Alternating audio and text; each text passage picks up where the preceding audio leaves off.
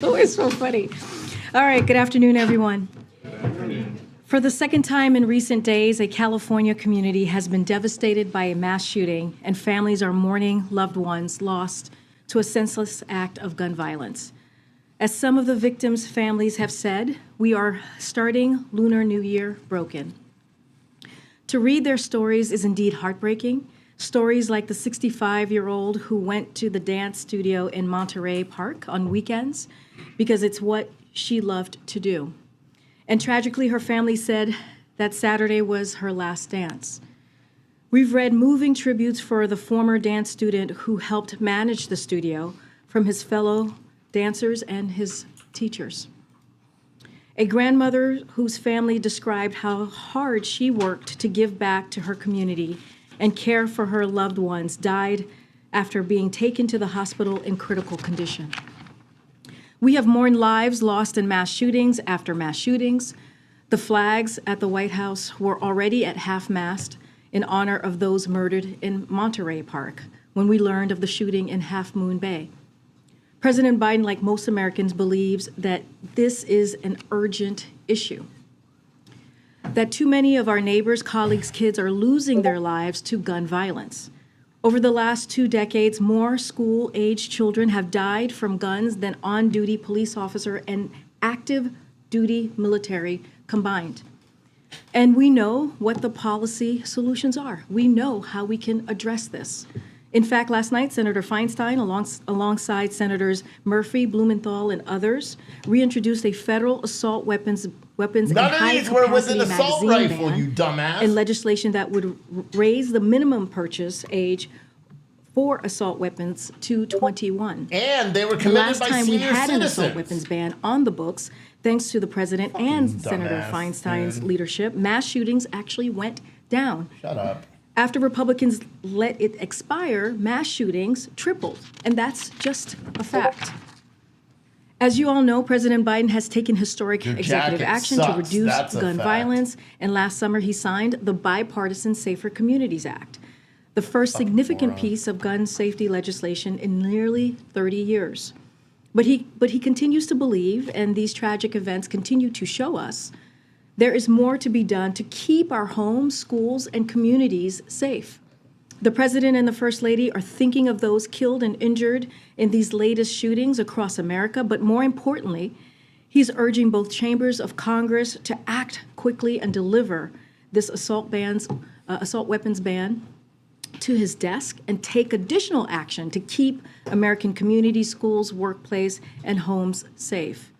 I also wanted to share exciting news about President's economic plan continuing to create results for Americans across the country.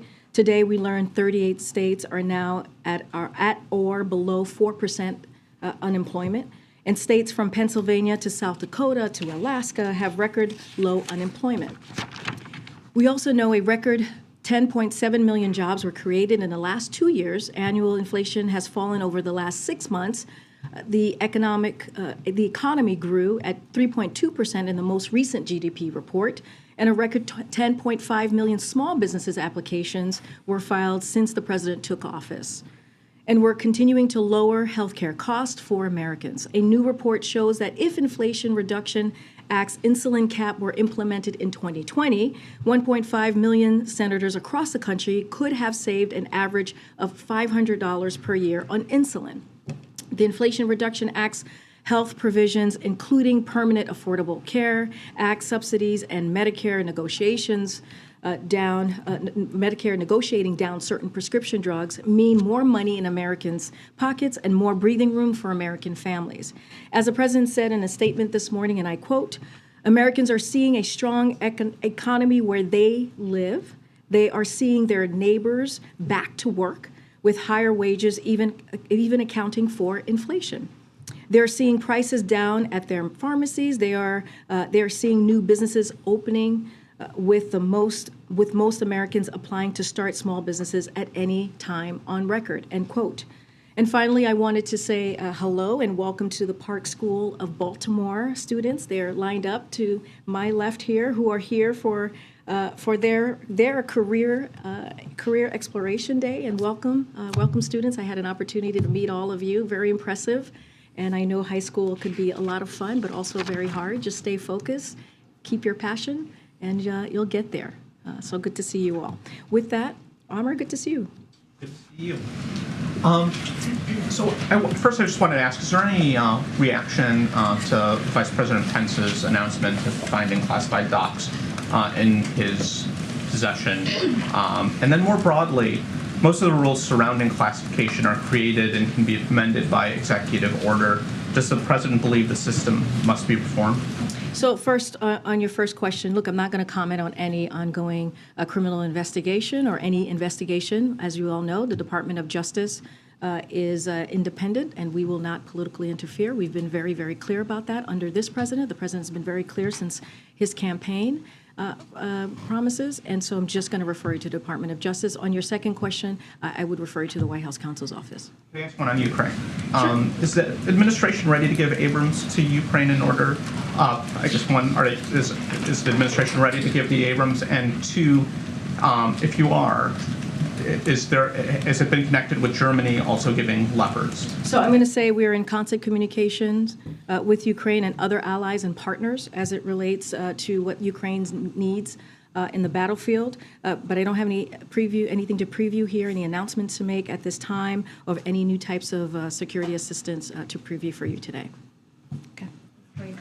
Following up from yesterday, has the president invited the Justice Department to search his Rehoboth Beach house? Again, I would refer you to the White House counsel's office, who have been regularly in touch with all of you, answering these questions about this legal ongoing matter. I just don't have anything to share.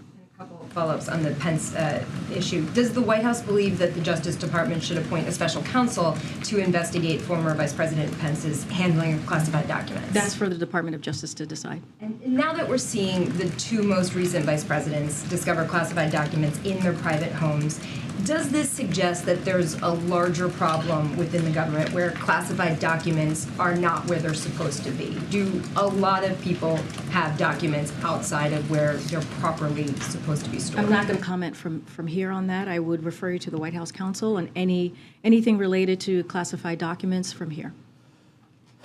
Fucking stupid, Thanks, bro. Crane. On the issue of gun control, you spoke about the president's commitment to an assault weapons ban and his view that there is more that can be done.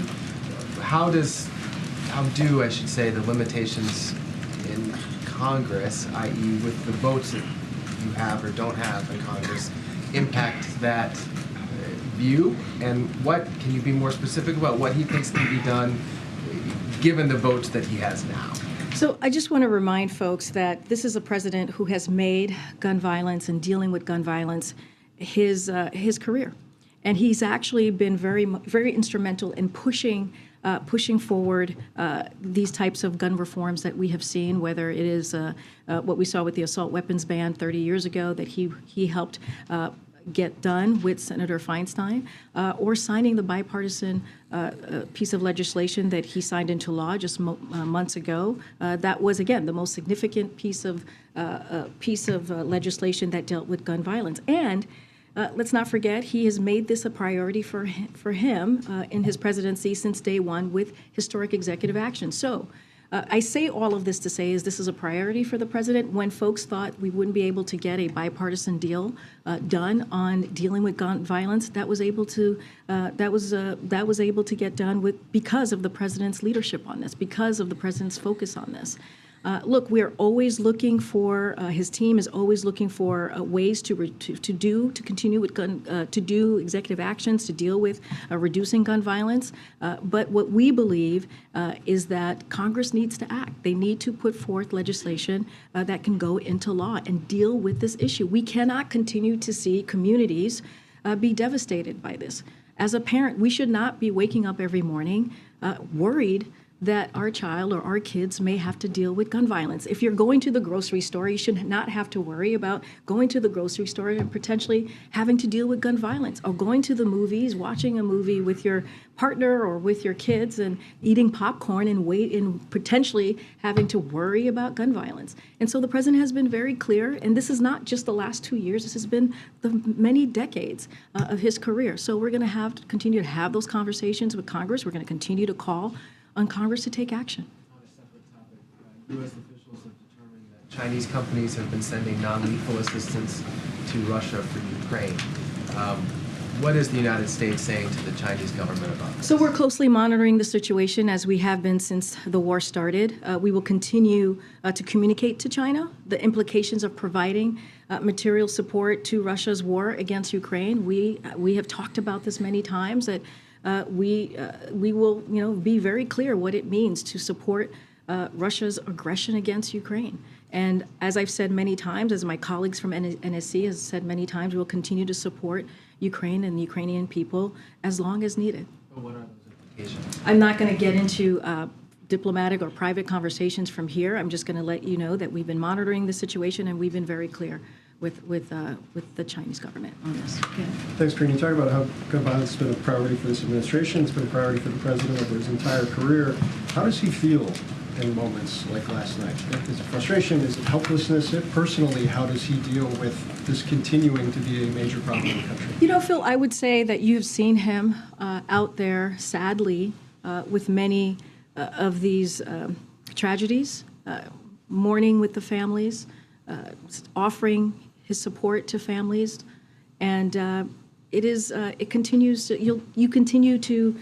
What you see from him is certainly how he feels when he sees these types of travesties. You saw that in Uvalde, sadly, when we saw kids who were gunned down, where families had to identify, the way they were identify their own children was through DNA. That's how horrible that situation was. You saw him in Buffalo, New York, meeting with the 10 members, the 10 victims who were killed, and him meeting with those families and dealing with their heartache. And so this is a president that feels, right, that is able to feel what people are going through, because he knows what loss means to families. So, yeah, he wants to continue to fight. He wants to continue to speak out against this. You've seen his statements over the last several days, sadly, and what we have seen with gun violence across the country. And so you'll continue to see that, and he will continue to speak about this in a way that lifts up the families who are dealing with this loss, very devastating loss, and continue to call on Congress to take action. And then one more shot on the Pence documents. Is there any sense inside the White House that this perhaps shifts the political or public perception dynamics of what the president has been facing over the course of the last several weeks? I'm just not going to comment from here. Get Joey. Why are you holding a press I thought you were there yesterday, Yeah, Joey, no, but it was Michael. I apologize, Michael. Do you have any update on whether the president plans to visit California? I know you were asked yesterday, but since then there's, as we've noted, there was a second mass shooting there. So no plans at this time to preview about a presidential travel to California. You saw his statement. I just kind of read part of his statement. His heart goes out to the families, to the victims of the families, and we will continue to fight to make sure we deal with this issue. We deal with gun violence. We started with the executive actions, the historic executive actions that the president was able to do the first 2 years of his administration. We were able, again, as I mentioned, sign a bipartisan piece of legislation to deal with gun violence, but we need to do more. We need to do a lot more, and so the president's going to continue to call for that. I don't have anything to preview about a trip. Yeah, and you were kind of alluded to this, or asked a little bit about this, but what is the strategy now to pass the assault weapons ban that Feinstein introduced? I mean, you're talking, of course, about a Republican-led House now, and so what can the White House do to actually overcome those numbers there? Yeah, and one thing I just want to go back to on California, the president has been in touch with local and state leaders, and his team continues to offer support to the local government and clearly Governor Newsom's team in any way that we can to be helpful to what they're dealing with today, this week, I should say. Look, it is a priority for the president. It really is. That's why he's taken executive actions. That's why his team has worked with Congress on this bipartisan legislation that was passed several months ago, and he'll continue to do that. And I think if you all remember, and many of you reported this, that how difficult it was going to be for the president to get any bipartisanship the first 2 years of his administration, and he was able to get historic pieces of legislation done. And so the president says this all the time. He's optimistic, and and I think optimism is very important to this president. But at the same time, he's going to continue to ask Congress to act. And he's going to continue to see what other executive actions can be taken from here. But at the end of the day, we need Congress to act. We need legislation that can be signed into law to deal with a matter that is really tearing apart communities. Thanks, Corinne. Was the White House aware before this afternoon that classified documents had been found at Vice President Pence's residence as well? I would refer you to the White House counsel's office. And does the White House believe that other former high office holders should now go back and check their personal residences out of an abundance of caution to make sure that they're not holding on to classified documents as well? That's not something I can comment from here. I don't even know the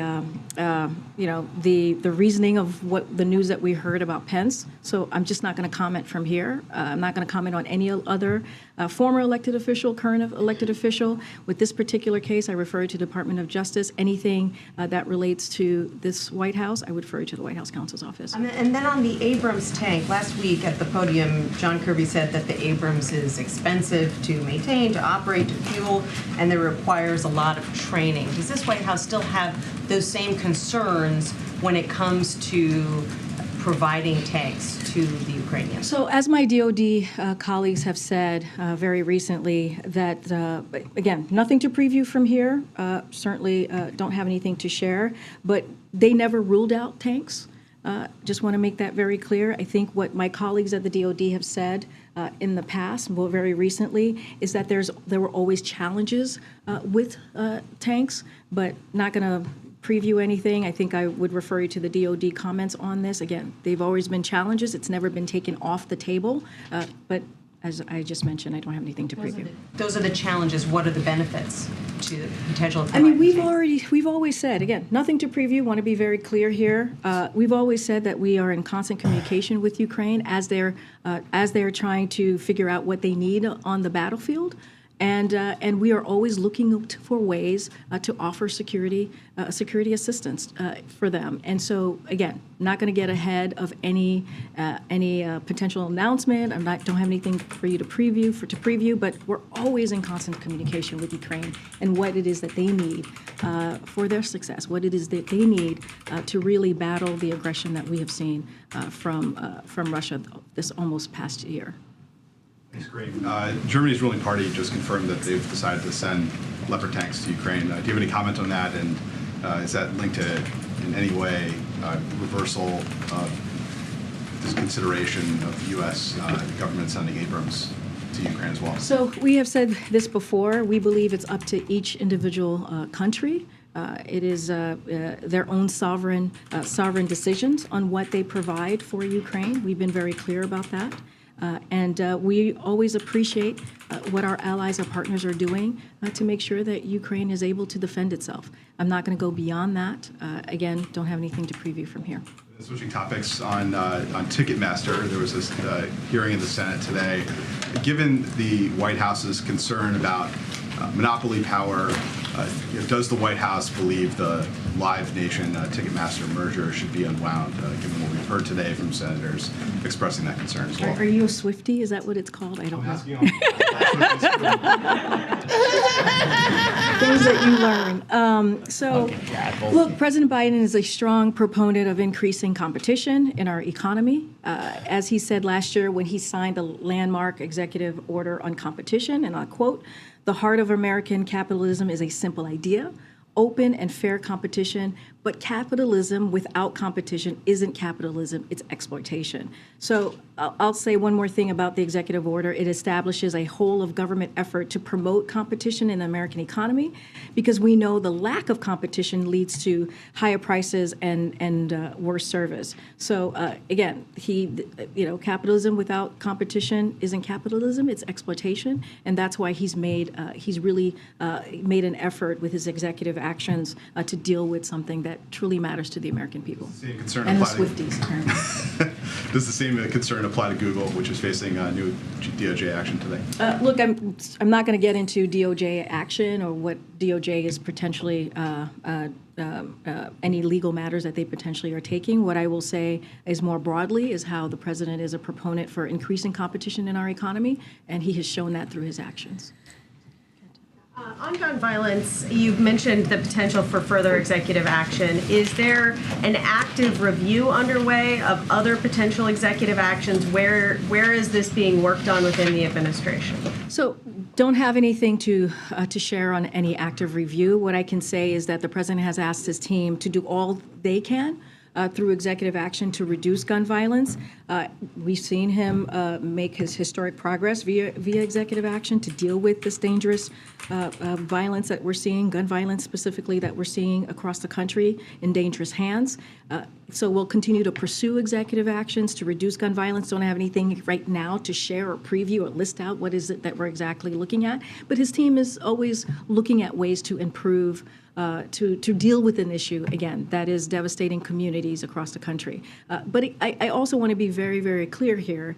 In order to deal with this, we need Congress to act. And that's the way that we're really going to be able to deal with a matter that is, again, devastating communities, devastating families across the country. On documents, I realize you don't want to comment on existing issues, but there is clearly an ongoing issue across administrations with handling of classified materials. Perhaps this isn't the right time for this White House to lead a review of U.S. policy on classified materials, but is that something that the White House is considering? Is there someone who would be the right person to lead a review of the current challenges that are obviously tripping up people from all parties? Understand the question, and I know it's going to come in many different ways, but I'm going to refer you to the White House counsel's office, who would be the best, they would be the best folks to talk through about that. Thank you, Karine. I want to follow up on Ukraine. The administration has been relatively successful in forming alliances, not just in Europe, but in Asia as well, Australia, New Zealand, and Japan, against Russia, of course, and imposing economic sanctions. But is the White House satisfied with the military assistance that these countries are giving? I know you're going to say it's a sovereign state and they can decide for themselves, but at this point, as we're approaching the one-year anniversary, are you satisfied with what you ask from alliances to give to Ukraine militarily? I mean, look, we've always been very appreciative of our allies and partners in their efforts to help Ukraine and what they have decided their security assistance is going to be for Ukraine. And so we will continue to be appreciative. We will continue to thank them. Again, and you said it in your question to me, it is a sovereign decision. It is up to each individual country to decide how are they going to do their part in helping Ukraine fight against Russia aggression. But, you know, these are our allies, these are our partners, and we will continue to work with them closely to make sure that Ukrainians are able to fight this brutal war. Holding these alliances? Say that last part. The alliances, are they still holding? We believe that they are. I'm going to come back down. Go ahead, Steve. Thanks. It being the White House's position for the last several weeks that the president's legal team did the right thing, is it the initial observation of the White House that the Pence legal team did the right thing? That's not for me to comment on from here. I would refer you to the Department of Justice. One of the things that the Pence team seems to have done in the last week is make public disclosure of the circumstance. Advise NARA, but also advise Congress and now the public. Any reflections among the communications and press staff here as to how the Pence team handled it versus how you handled Steve, I understand your question and I hear it. We've answered your question in many different variations.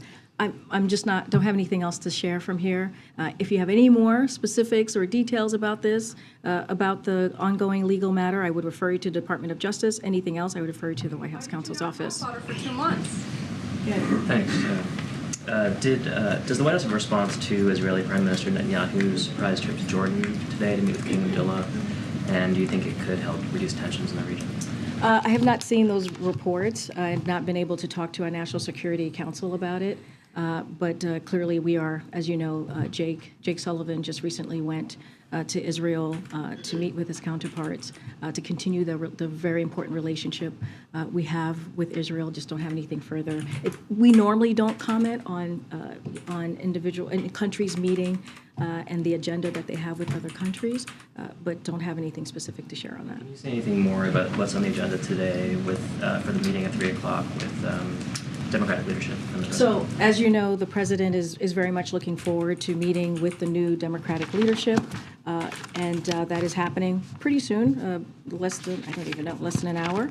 And so he's going to host them in the Roosevelt Room. You're going to hear from him at the top. He'll have something to share about his thoughts about the meeting. They'll cover a wide range of issues, especially how we can make even more economic progress on top of what our shared accomplishments have led to. The creation of over 10.7 million new jobs and 10 million small business starts, bringing down inflation and a record number of Americans enrolling in healthcare coverage. One of the main avenues for doing that is ramping up implementation of the legislation they accomplished together over the past 2 years. When you think of Inflation Reduction Act, when you think about the continuing implementation of the bipartisan infrastructure legislation, that's what one of the topics that will come up. And look, the president has said this. He said this after the midterm elections. He said this many times. I've said this. He is looking forward to working with Republicans in good faith to continue the work that he has been able to do the last 2 years, some in a bipartisan way, to deliver for the American people. But look, he's also going to call out, and we have said this before, continue to call out any dangerous extreme MAGA Republicans. He can do both. But like proposals to raise taxes on the middle class, or cut Medicare, cut Social Security, as we've been hearing from national Republicans, or also, let's not forget, the national abortion ban, or worsen inflation. And so those are the things that the president is very focused on. And I think the most important thing that I think you can take away from this is he wants to continue to deliver for the American people. He's willing to do that in a bipartisan way, but it has to be in good faith. Go ahead. That was one of my questions about the preview, but one of the things I wonder is the president has received some Democratic criticism about how he has handled some of the things that he has said about the documents matter. Do you expect that he might address that with the Democratic leaders, because it's obviously got political implications for just how he's perceived and perhaps some of his political strength going forward? Yeah, I kind of talked about this, Kelly, a little bit yesterday, and some of those same criticism from Democrats. They also said they believe the president did what he needed to do and has handled it fully and in a cooperative way. But look, as it relates to the politics of this, as it relates to the American people, and, we'll continue to say this, it's up to the American people to decide. They're smart. They know what's going on. They know what this president has been doing and delivering on. We've talked about the midterms and what was supposed to be or what was predicted to be, and it didn't happen, right? When you think about the red wave that we had heard over and over again, and part of that, why we didn't see that, is because the president led with a message that resonated and connected with the American people. He led with what he has been able to do when it comes to the bipartisan infrastructure legislation, when it comes to making sure that he's doing the work to lower cost at the gas pump, which he has been able to do.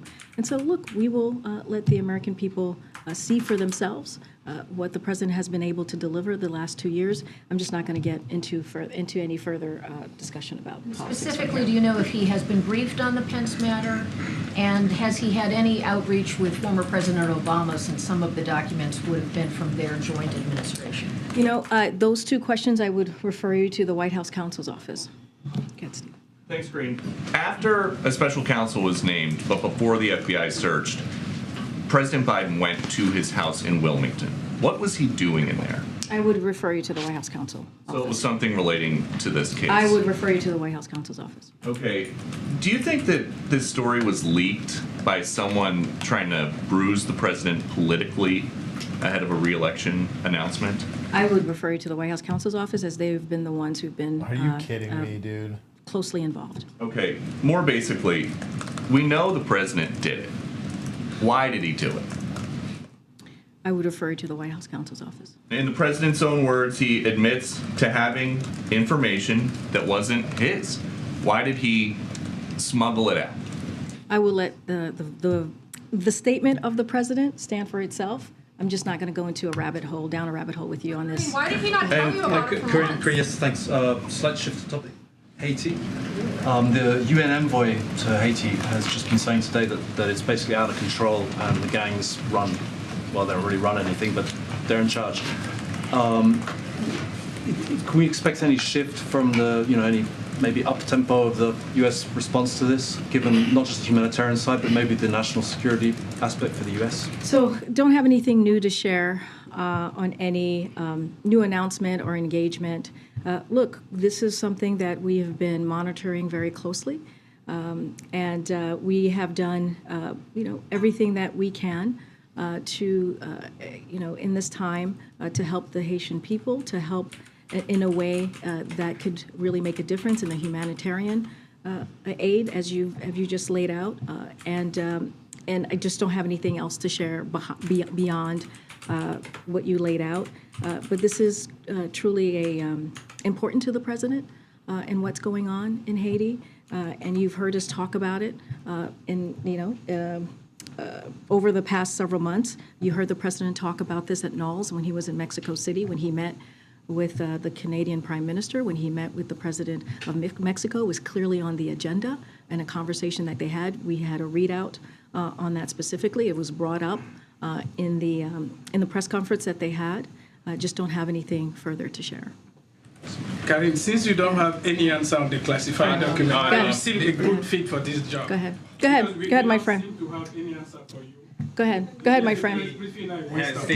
Has any meeting been set between the president and the speaker yet?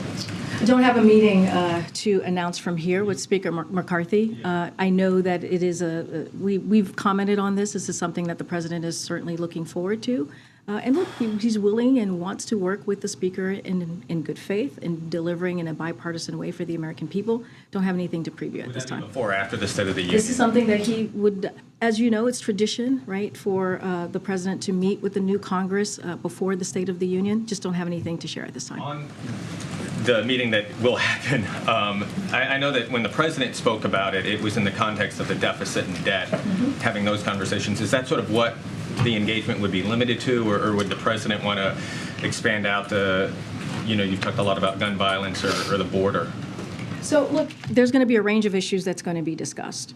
As you mentioned, when he was talking about the deficit, he was talking about wanting to work in a bipartisan way to continue to lower the debt, right? Which he has been able to do by $1.7 trillion in a historic record. He's always willing to have good faith conversation to deliver for the American people in that way. But when it comes to the debt limit, the debt ceiling, the president has been very clear. I have been very clear. You've heard from our economics team about that, how this should be done without conditions. That still stands. And we can't forget that, and I talked about this a little bit yesterday, the debt ceiling has been dealt with 78 times since 1960, 49 times under a Republican president, and 29 times with a Democratic president. And let's not also forget, I think this is something that people who need to understand, when you talk about the debt ceiling, you're talking about not more new spending, you're talking about what Congress, the bill that Congress has racked up, right? This is their basic duty to deal with the debt ceiling. When the president walked in, if you look at the debt ceiling right now, 90% of it was before the president walked into office. So this is their duty. This is their duty to do this in a bipartisan way. That's what we're talking about. And when Republicans are saying they're going to, they want to cut Social Security, they want to cut Medicare, they want to cut programs that Americans have paid into, that's going to hurt senior citizens, that's going to hurt our veterans, that's going to hurt taxpayers. And so that's what we're talking about. And so it is their basic duty to deal with this. Go ahead, Stephen. Oh, thank you, Corinne. I have two questions. The first, New York Congressman Nick LaLota is skipping tonight's presidential reception for new members of Congress in protest of White House coronavirus rules that require an attestation of vaccination and a negative test result. LaLota says the rules are arbitrary and unscientific and should be far behind us. Does the White House have a reaction to that? So haven't seen that reporting or those comments from the congressman, but I'll say this. We have protections in place to protect staff and the President of the United States. COVID isn't over. We've been very clear about that. Hundreds of Americans are dying every day, and cases are increasing right now, today. That's why we take common sense measures like COVID testing ahead of large indoor gatherings at the White House. And so this is an important issue that's been important when we're talking about COVID and dealing with COVID and coming up with comprehensive ways to make sure that people get vaccinated. That's something that the president dealt with from day one of his administration. Very briefly on that, I'm curious if there was a reason that we still have the vaccine attestation rule, especially considering the very highly transmissible Omicron mutations that can elude most of the common vaccines. So what I can tell you, Stephen, is we listen to the experts and we look at the data and we pay very close attention to science. And just don't have anything to say beyond that. That is something that our experts, we take their advice when it comes to things like that. My second question is regarding a comment from Senator Ted Cruz. He's calling for a search of President Biden's Senate records at the University of Delaware for potentially classified information. Those records reportedly include about 1,850 boxes of documents, as well as 415 gigabytes of electronic files. Does President Biden have any objection to such a search? When it comes to the documents and this ongoing legal matter, I refer you to the White House counsel's office. I'd just like to read. I'm so sorry. You said you had two. You've asked four. I'd just like to re-up the request of our colleagues in this room for someone to answer these questions from the podium. Absolutely. Okay. Go ahead. Thanks. You got? I'll come to you. Go ahead.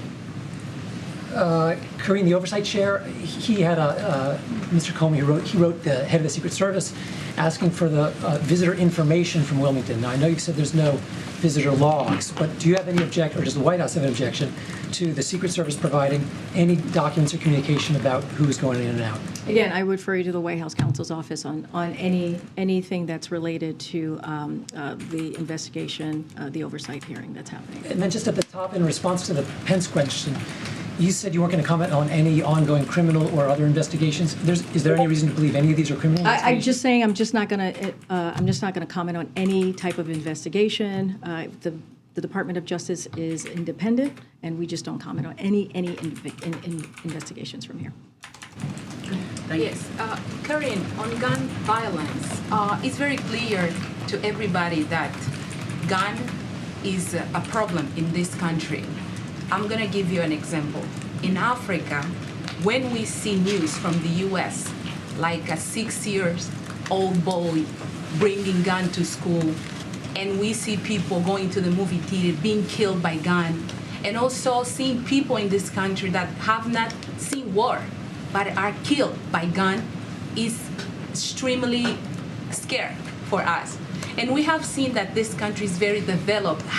What do you think is preventing the Congress to act when it comes to gun control? And what can more President Biden do to move on and do something to control the gun? And my question comes because I'm a mother. I have 2 daughters, and when they go to school, sometimes I'm afraid that maybe his little colleague from school will bring a gun, or even in random place, we get shot. This is very, very scary, and this is a problem, and we saw recently people also dying by gun. What can President do more to move on and control the guns? And please, what do you think the Congress is waiting to act? So when it relates to the Congress, you have to ask Congress. You have to go over to Congress and meet with congressional members and ask them that very question. Lay it out just the way that you laid it out to me. I think it's an important question for them to answer. But also, we saw last night Senator Feinstein, along with Senators Murphy and Blumenthal, reintroduce the assault weapons ban, which we support. And we encourage for Congress to act on that piece of legislation. look, again, I would suggest you go talk to them about this. Look, you just laid out what I just said, right? You just laid out about going to the movie theaters and being worried about gun violence. You just laid out about being a parent and worrying about your child going to school or going to the grocery store and worried about gun violence. That is something that we should not have to deal with. And this is something, again, if you look at the president's record as a senator, you look at his first 2 years as president, he's dealt with this issue. And he's going to continue to do what he can from here, use the tools of the federal government to take action. He has taken historic executive actions, as I just laid out moments ago. But when it comes to really, truly dealing with this issue, we need legislation. We need legislation. We need Congress to act. So we are thankful and we are hopeful to see what occurred with this legislation that was introduced, again, by Senators Feinstein, Blumenthal, and Murphy. And we're going to continue to encourage Congress to act. But I would pose the question that you just asked me to Congress. Okay. Just a follow-up quick, still on gun violence. We have spoke, like between me and some friends, that in this country, and this I'm making this point because we need to remind people that America is the only country on earth that people die by gun without even being in war. Because I'm giving this example because in Africa there is countries in war, but people doesn't even have access to gun. It's very hard because the government and everybody is very conscious that the guns can cause a lot of destruction. But in this country, it's very normal for everybody to have access to gun, and this needs to be controlled. But what can people like me, common people, what can we do to help control gun in this country? Well, look, what I can speak to, there are many ways that people can get involved in dealing with the gun violence that we're seeing here. I'm not going to make any suggestions, but there are ways that folks can go out there and participate in a way that's healthy, in the way that actually helps deal with a real issue. What I can speak to is what the president has done.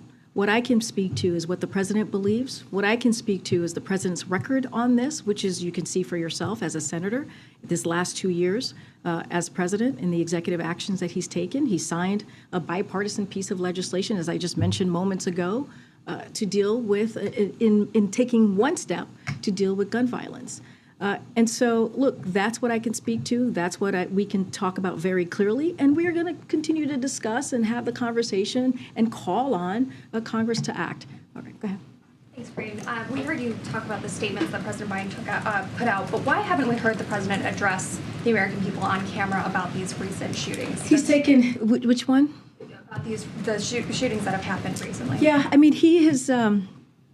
He's talked about it many times, as you know, and I'm sure you'll hear from him in the upcoming days to talk about what he has seen and how devastating the gun violence, especially this week, has been. And look, you've seen him, as I mentioned, in Uvalde when he was comforting the parents of the kids who were murdered. You saw him in Buffalo when he was. Again, comforting families who saw their family member murdered. And it's been too many. And so you'll continue to hear from us. I think when the president puts out a statement, that is a very powerful action by the president. You all take it. You all repeat what the president has said. So I would take that as a serious communication from the president, as you all already do. And he'll continue to speak out about it. And have you spoken with the president about the most recent report that more documents were found at his home personally? No, I have not. Why didn't Biden tell you intentional about the documents? Does the White House have a response? Former Secretary of State Mike Pompeo, who in his new book and in a tweet sent this afternoon has referred to Jamal Khashoggi as an activist and a part-time stringer. So I'm gonna let Mr. Pompeo speak for himself. Here's what I will say, and what we will say from the White House about this issue. From the earliest days of this administration, we took the murder of Jamal Khashoggi very seriously. That included releasing intelligence community report on the murder, which was not done in the last administration. sanctioning a number of Saudi officials and entities, and instituting the so-called Khashoggi ban. Again, I will let Mr. Pompeo speak for himself. You think Jamal Khashoggi, would you consider him an activist? I'm not going to get it. I'm not going to get into describing Jamal Khashoggi. I can tell you how we acted and what we have done over the past 2 years, and be very clear on what the White House the actions that White House has taken. Thank you so much. Another Africa question for you today. With news that the UN ambassador is heading to the continent and Janet Yellen is there right now, what messages are these two top cabinet officials trying to send to African countries broadly? How do you combat concerns and perceptions that the continent is yet again being used as a battlefield for a proxy war between East and West? And then also, how do these visits lay the groundwork for the president's promised visit to the continent? And any details on that would be awesome.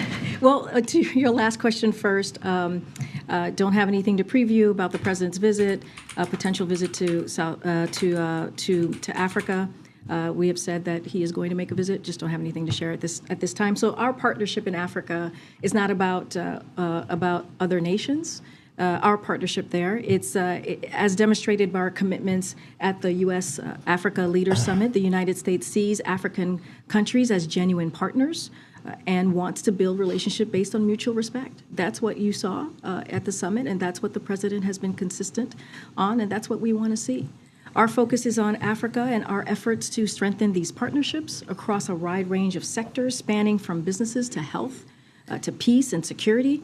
Building on those efforts, we've had Secretary Blinken and Secretary Yellen travel to the region very recently. And as you noted, we have Ambassador Linda Thomas-Greenfield's upcoming travel to Ghana, Mozambique, and Kenya, and that's going to be from January 25th to the 29th. The ambassadors, this is going to be the ambassador's third trip to the sub-Saharan Africa.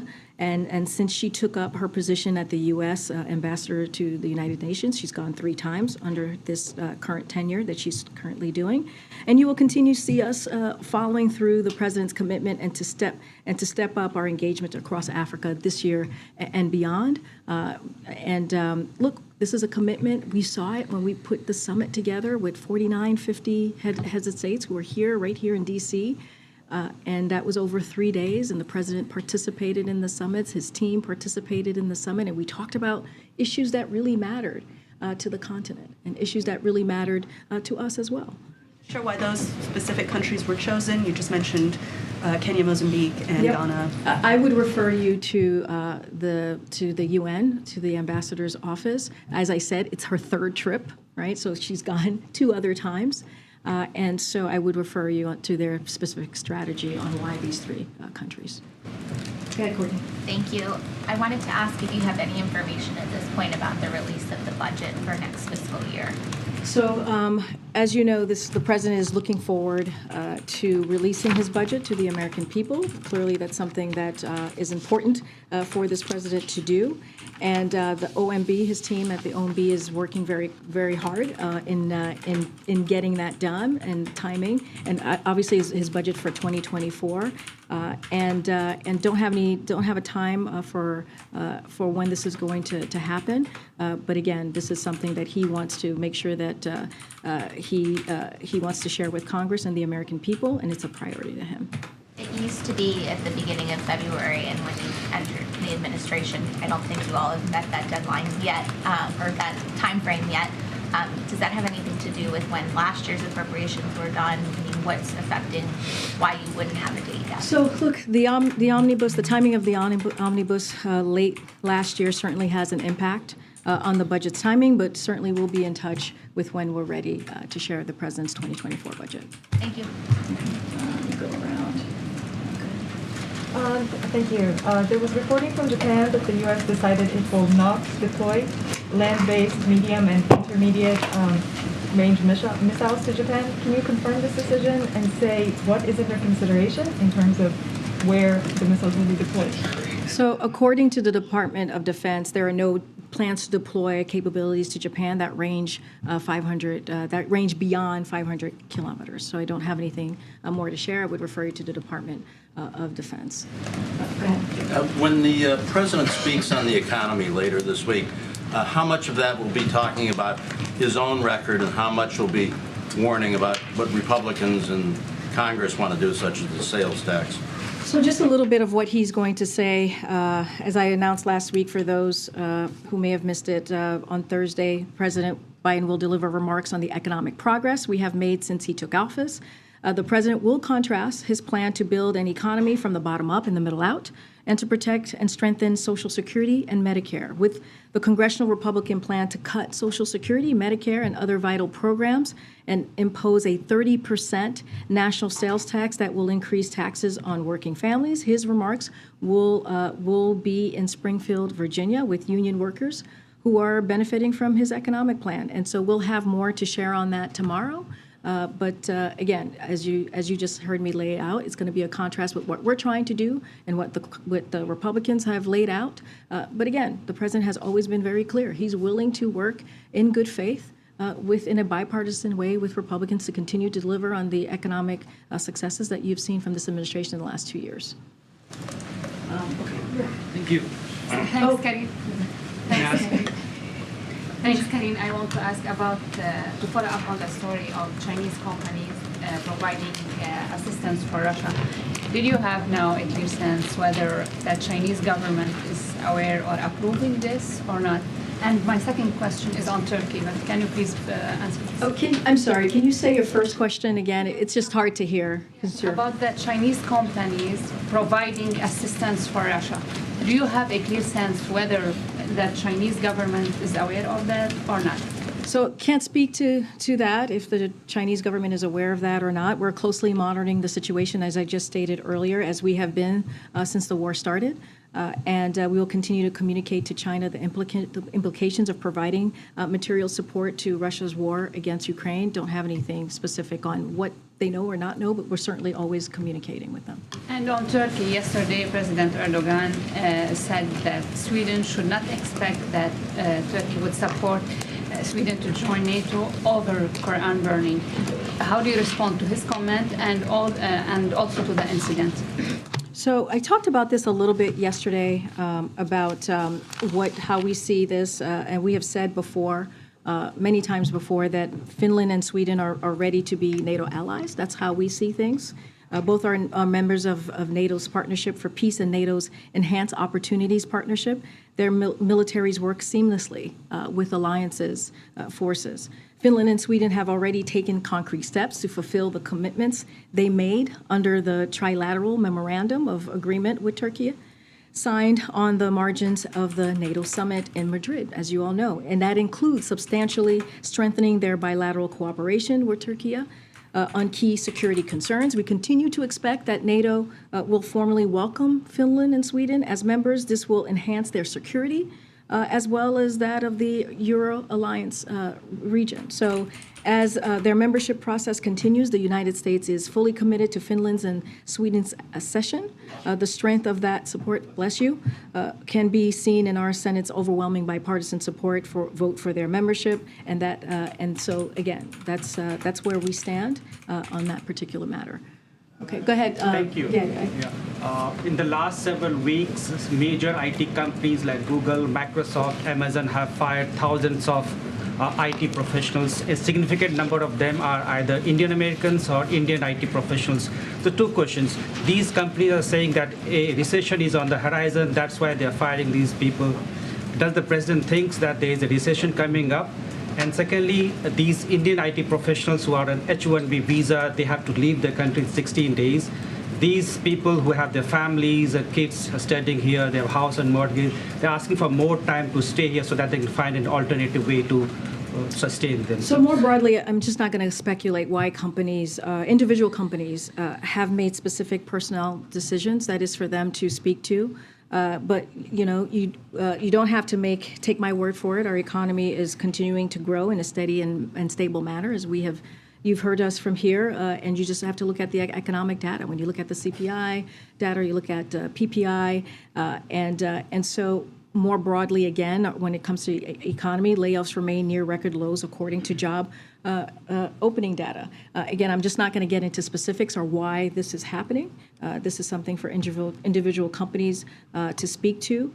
And look, the president has said this many times. He's going to do everything that he can to make sure this is an economy that works for everyone, that works from the bottom up, middle out, and that's what you've seen from his economic plans. But the president understands firsthand how the impact of losing a job can have on a family. He understands that very personally, but just not going to get into individual specifics.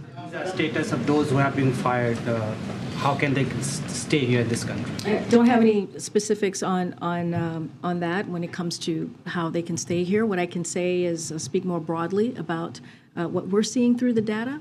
Don't want to comment on individual companies. I can speak to how the economy has actually been more of a stable and steady growth because of the president's actions. Go ahead, Laura. Hi. Heading into this meeting with the congressional Democratic leaders, is there anything you can tell us about the relationship between President Biden and Leader Jeffries? Obviously, we know his relationship with Speaker Pelosi before, and he goes way back with Schumer, but what kind of relationship, if any, does he have with Congressman Jeffries? The president sees Congressman Jeffries, Leader Jeffries, as a vital partner in this and is looking forward to continuing to work with the congressman and also is proud to work with the congressman closely as we push forward on our shared agenda, our shared priorities in the 118th Congress. Okay. Thanks, everybody. We'll see you tomorrow. Thank you. I don't know why Simon's even in these meetings because they don't allow him to ever ask any questions. Simon is a reporter from Africa Today or something like that. They never allow him to ask any questions. He tried to today. He said, why don't they get someone that's qualified to do this job to do the job? And then someone's like, be respectful, like one of the other, posturing morons. But yeah, it's been something else, man. Today's been an up and down day, in the news cycle. For the life of me, I just don't understand what the issue is keeping classified material classified and like out of the hands. Like, of course, Donald Trump had it first. He has the ability to declassify anything he wants, but still, he didn't declassify those documents based on his own admission. So it's a little peculiar that even occurred, right? And you would think that would be the end of the story, but then we learned that Joe Biden has classified documents, and that he had classified documents, and at no point does he possess the power to declassify those documents. So that's a bigger story. And the fact that those documents were from when he was vice president, not president.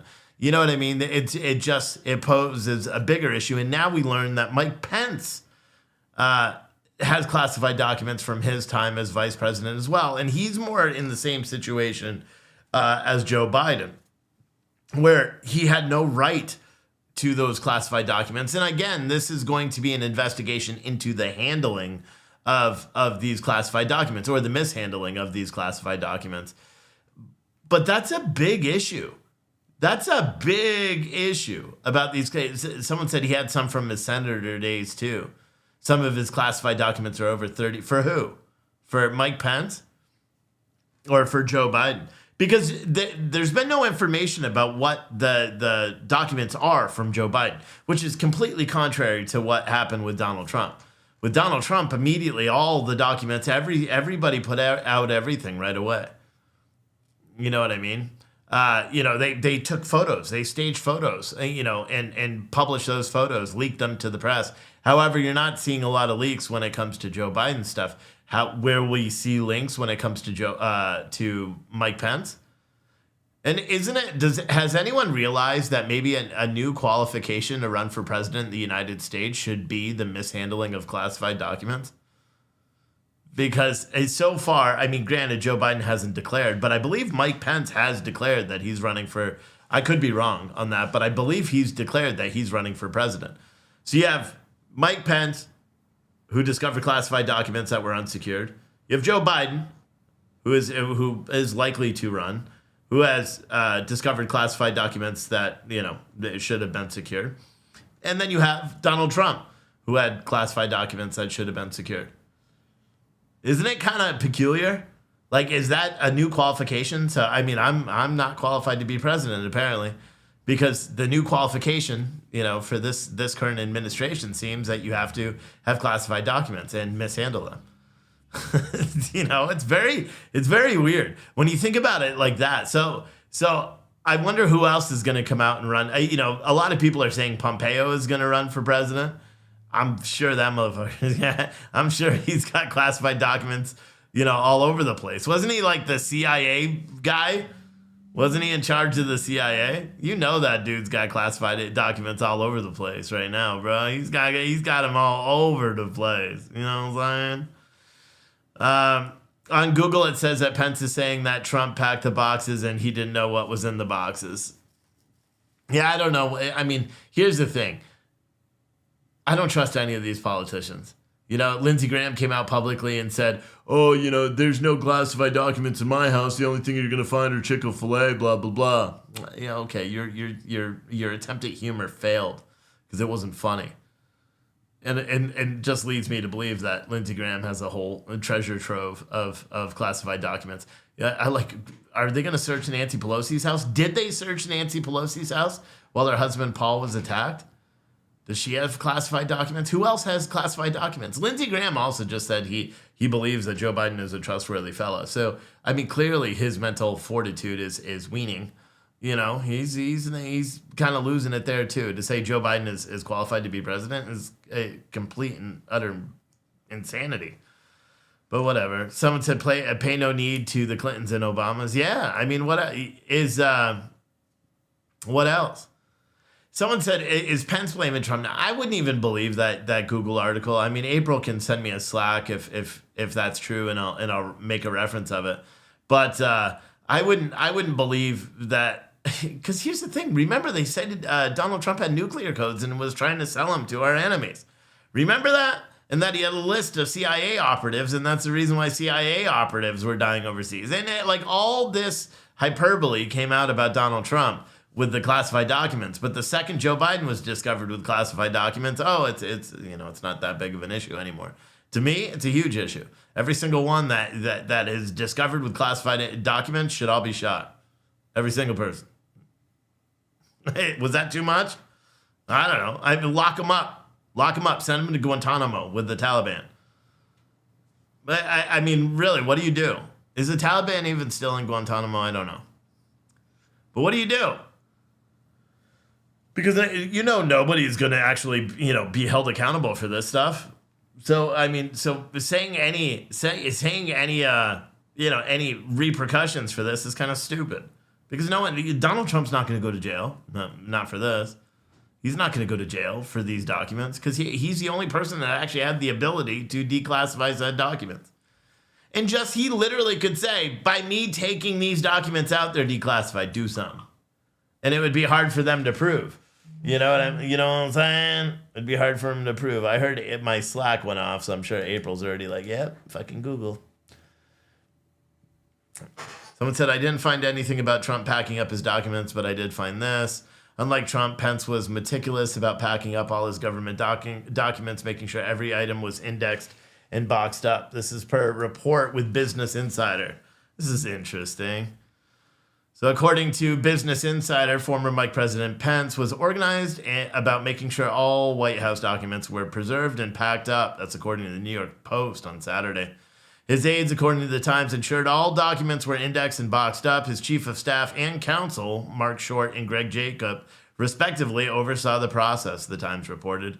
The goal, according to an unnamed official, was for Pence not to vacate the White House without all the documents in their proper place. If that's the case, then how the hell does he have classified information? This is an article from August 21st, 2002.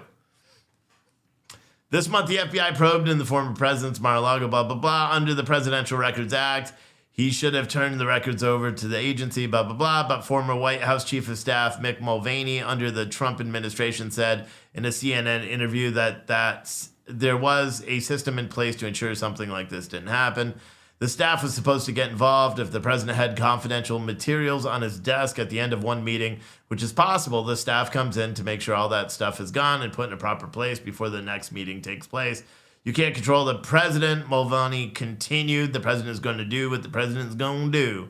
But there are mechanisms inside every properly functioning West Wing to ensure that the law is followed, documents are preserved, and the classified information is treated like classified information. No, this is the biggest bullshit article you've ever heard. You know what I mean? That's the biggest bullcrap article you ever heard in your life. Because here's the thing, Donald Trump didn't pack any of his stuff. We already know that. The GSA, the Government Services Administration, already came out publicly and said that they are the ones that packed up all the documents. They are the ones that arranged the transport down to Mar-a-Lago, and they are the ones that unpacked the truck in Mar-a-Lago. We already know that, okay? So the chain of custody on that is pretty easy. Everybody tries to make the argument saying that Donald Trump was being underhanded about these documents and refused to give them to the FBI and all that, but we actually have no evidence that that's true based on the fact that the FBI actually came in, discovered the documents, or they could have been notified. I'm guessing they were notified by the Trump team. FBI came down there, discovered the documents, suggested that a lock be put on the storage unit that they were in, and then left. And then they did a raid and had to use bolt cutters to cut the lock. It was all propaganda. That's why they did it. With the big shadowy raid that they had. And I know a lot of people wants to say like it was full on door kicking raid. No, it wasn't. Because it wasn't that type of raid. Was Donald Trump even in Mar-a-Lago when that occurred? That's another question. Because you got to remember that Donald Trump has Secret Service protection. He's the president, or was the president of the United States. He's got it for life. So you could only assume that the Secret Service was notified that there was going to be an FBI raid, because if there was an FBI raid, they would come with guns drawn, and the Secret Service would, rappel down from trees, and they would start killing each other, which I'm surprised they didn't do, because they're all stupid. But yeah, and sorry, I take that back. They're not all stupid. Most of them are. There's some good ones, I had, growing up, when I was a little kid, my grandfather got remarried when my grandmother died, and the woman he got married to had a son that was an FBI agent. We met him once, and he had a gun, and my freaking liberal family was like, put the gun away. But he was an FBI agent, so. Trump was in New York, they said. Someone else said Pence will be selling boxes of documents on the freeway off-ramp by next week. Yeah, I mean, it's nothing really to joke about. When you really think about it, it is quite the issue. It is quite the issue that this was occurring. I mean, I don't care who you are out there. This is the issue. April, you want to do me a favor? Throw the Patriotic as F bundle up on or throw it in the chat for me. Because I did something new with the Patriotic as F bundle. Because I know there's people that buy it every single month. So I made it easier for you. Now, if you sign up for a monthly plan for the Patriotic as F bundle, you get free shipping. However, I went a step above. If you now sign up for a full year's worth, you get 1 month free. And if you prepay it, you get 1 month free. So that means, and free shipping. So that basically means you pay for 11 months, you get a free box at the end of your 12th month, and you get free shipping on all of the Patriotic as F bundles. And the way, because of doing this new subscription, and here's the best way. So it works out to be like $1,300 or something like that.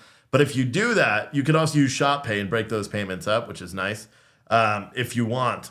And I don't know how, but I had to take off the choose your own shirt. So the way we're doing it now, if you order a Patriotic bundle, you'll see there's a descriptor. If you want a particular shirt that we already have in the store, to send me an email, and there's instructions on that page now. You send me an email, we'll reply within 2 days, and we'll send you the shirts right away. It may take a day or two longer for the bundle to be sent out, but that's the easiest way to do it. And then we're going to have coffee bundles. Like the coffee box is going to change. I think there's Vicky. I got to send you your coffee box, but I haven't sent all the coffee box yet because they have to change. Because now you're going to be able to pick the 5 bags of coffee you want. You can choose whether you want them ground or a whole bean. I just haven't done it yet. It takes so long to do all this stuff. But what I prefer is like 6 of you. The people that go and buy the boxes every single month, it basically works. Your price works out to like $113 per box because you're getting 1 box free and you don't have to pay shipping anymore. So that's a benefit too. I ran the test and it does work. And if like 5 or 6 of you guys do this, we will finish this month the strongest month we ever had. But two, it desperately helps what I'm trying to do right now in terms of all of it. Because then whatever. But I made a whole video today. Like, if you can't tell with my attitude today, I'm kind of like blah, because I made a whole video this morning. Like, I was gonna release it on YouTube and see if it could be monetized and all that stuff. It was all about the mass shootings, and I have to say it was excellent. It was an excellent video. And then I uploaded it directly to YouTube, and they did what they always do and demonetized the video real quick. And I was like, okay, so I just got ready to share it out, but I actually just clicked the wrong button. So instead of sharing it out, I opened it up on my computer. And then I realized for approximately 13 and a half minutes, I was talking, but you know what it sounded like?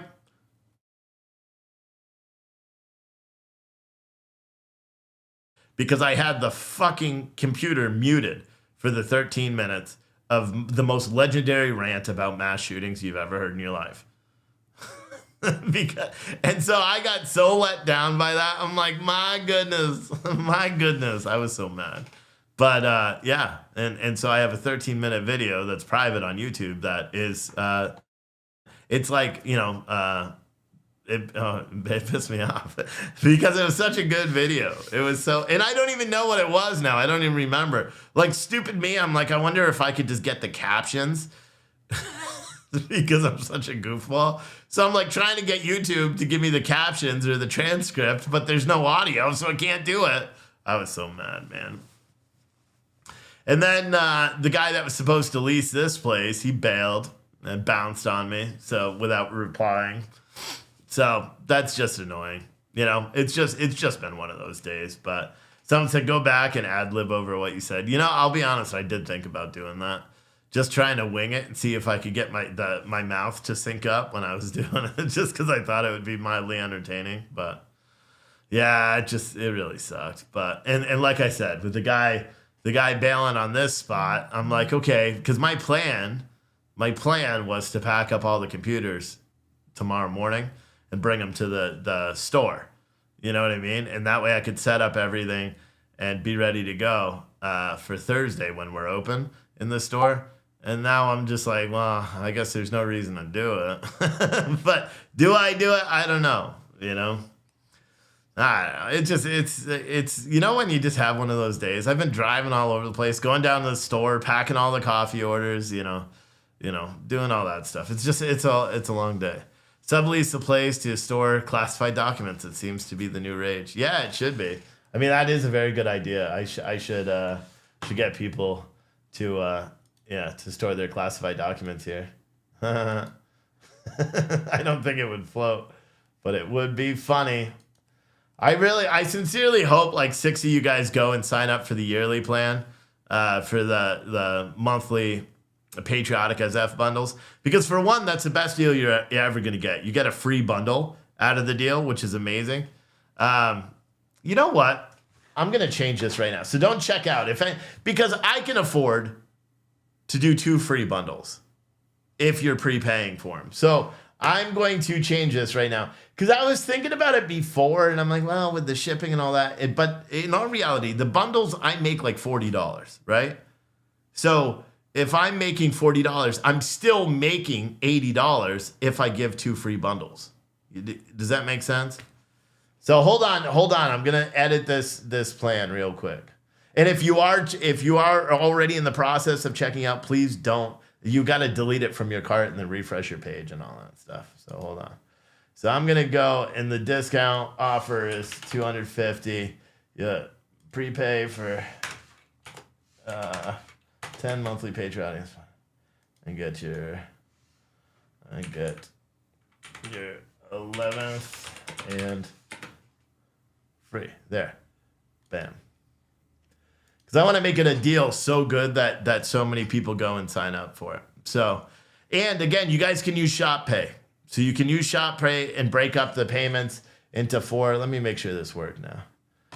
Let me see. It did. So it's all there right now. Prepay for 10 monthly patriotic as F bundles and get your 11th and 12th month free plus shipping. So Lee Czar said, you spent too much money this month. I have to wait for a bit. No, I was counting on you to do it. I was counting on Lee. I was counting on Kathy, and I was counting on Angela to do it. All of you guys to go and sign up because you all, well, actually, Lee, you're relatively new here from what I think. And I really thank you for all your support, all the support, man. I really appreciate that. I think you're new here, or at least you're new buying stuff because I don't recognize your name as much. But yeah, we have a lot of good people. But yeah, so here's the link for, actually, I think, yeah, right here. Bam, copy, bam. And then I'll go over to this one. So annoying. It's so annoying. Like, just the whole day. Like this. So the mass shootings, right? So I just put the link right to the selling plan variant. I think that link should work, right? If you click on it. Yeah, it opens up, right? And then you can check out right there. It's automatically chosen for it, which is pretty rad. Rad. All right, so one of the things that I was going to talk about, and you're like, yeah, if you guys want to do it. So with the I'll talk more about sales later because everyone gets pissed when I just talk about the sales the whole time. April, the Nightbot that just went out about New Life graphics. Can you delete that so it doesn't keep showing? Because what was I going to say? There was something else. Oh, so this mass shooting stuff. So last night there were 2 more mass shootings across America. And even this morning on my news, my local news, they talked about these mass shootings. Now, keep in mind, they do talk about mass shootings on my local news that occur in DC, that occur in Baltimore, that occur in like Northern Virginia, or even any deadly shooting. Typically they'll talk about on the morning news just in passing, but they did a whole segment this morning on these mass shootings in California. And I was thinking to myself, what is different? What is different from these mass shootings that's actually getting people to pay attention to these mass shootings? They're not long guns, right? They're not assault rifles. Normally with assault rifles, that gets national attention because they want to ban them, right? They weren't assault rifles. So that was like one negative check mark for the mainstream media. You know what I mean? Because again, we've talked about ad nauseum how the media functions, right? How mainstream media functions. They don't report on mass shootings unless it hits a certain set of standards, right? You know, if the shooter is white, it's a huge plus for them. If the victims are black, woo, and the shooter is white, then they really, really get to go for it, right? If the shooter uses a long gun that they purchased legally, key word there, woo, that's really great. Now, if the shooter's white, uses the long gun that they purchased legally, and primarily shoots up minorities, it's a done deal. We will hear about it every single day, every minute for the 2 hours, 3 hours. However, when we stop hearing about mass shootings or when the suspect isn't a white shooter, when it's a minority shooter, they don't really cover that too much, right? And here's the thing that's interesting to me when you think about it. If you try to think rationally about it, and everyone can fact check what I'm saying right now because you all know it's true. Try to think of the last mass shooting that you heard of where the shooters were not white and the victims were not white or elderly or just innocent. Well, they're all innocent. They're victims. But try to think of the last one. And don't count the one that happened last night. Because if you count that one, it could be fresh in your mind. But how many more do you think there have been? Because there's been 36 or 38 mass shootings so far this month. So you got to assume that of the 3 that you've heard about, you got to assume that at least the other 30 or so, right? And that's why mainstream media won't cover it, because the shooter is a minority. More often than not, the shooter is a minority. And more often than not, 78% of the time, the victims of said mass shootings are minorities. So if they really cared about stopping these shootings, wouldn't they focus more on how to curb that? I get the talking points. You want to go after guns. You want to remove the ability to get guns. Well, these mass shootings happened in Chicago. The Buffalo mass shooting, that happened in Buffalo. They got red flag laws. That even the parade shooter, remember that? The little white kid? They had red flag laws for that as well. And they were able to go out and buy the guns. The Buffalo shooting when he went into the supermarket and shot up all those people because he was a racist piece of garbage. When that happened, how many of you guys knew that he threatened to shoot up his school less than a year before? And he was under, the sheriff's department didn't even red flag him. New York's got red flag laws. They didn't even do it. Everyone says we need red flag laws that'll stop mass shootings. No, it's not. Apparently it doesn't. I think it was in Pennsylvania or Michigan, that shooting would have been stopped by red flag laws if they worked. They don't work. That's why that shooter was able to go out and get a gun. But then you got to go a step further and say, okay, well, obviously red flags don't work. So the ultimate solution is just to ban all the long guns. Well, that's weird because the majority of the mass shootings across the United States are not committed by assault rifles or, long guns. They're just simply not. In fact, all 3 of the shootings that occurred this weekend in California, all of the mass shootings that occurred that left 18 people dead and several dozen injured, not one of those was caused with an assault rifle. But yet you still hear sensible gun control. But that doesn't make any sense because you already have sensible gun control in California, I thought. Don't you? If you already have sensible gun control in California, then why are people still doing it? Why are still people advocating for gun control? It doesn't make any sense. But the life of me, I just don't get it. Sorry, I'm checking to see how many of you guys love my show and how many people are signing up for this Patriotic SF bundle right now, the yearly bundle. I just gave it a huge discount, and I'll probably go back on it. Matter of fact, I will go back on it. I will make that where you get 2 free bundles, that's only good for the next hour. And then you're only going to get 1 free bundle. So it's special for you guys. Or, Kathy, you can send me a message because you literally help us out all the time. So even Kathy yesterday, she bought one of the flags and did a $50 tip on it. It's amazing. Someone said going after responsible and lawful orders has never made sense. Yeah, I really don't. I don't understand that. But yet they constantly do it. That's what they're doing in this time. We hear all this talk about. First it was Asian hate. That's what they said. People were verified big ass Twitter accounts. Oh, by the way, F Twitter. Okay, for the first time in my life, first time in me using Twitter, I actually got suspended today from Twitter. Yeah. And I caved like a son bitch because we have a new marketing plan. I need to use Twitter to do it. But I got suspended from Twitter until I deleted a tweet about that Eliza, whatever her name is, that lady that's out there, doing great work about sex trafficking that has that god-awful video that I showed you the other day. Yeah. I got locked out of my Twitter and it's like, you must delete this tweet. If I and I could, part of me was like, I'll just fight it. But with the day I'm having right now, I was like, I'm just going to start smashing shit. So I'm like, I'm not even going to fight it. Hopefully she tries to sue me though. Discovering that would be gross. Gross. Because that video was nasty. But whatever. It sucks. Yeah. And everyone champions, this Elon Musk free speech bullshit. That's all a gimmick, dude. He did that to get a bunch of right-wingers, me included, to go sign up for Twitter Blue, right? I didn't sign up for Twitter Blue for that reason. I did it because they were supposed to be making the online streaming better. However, they didn't.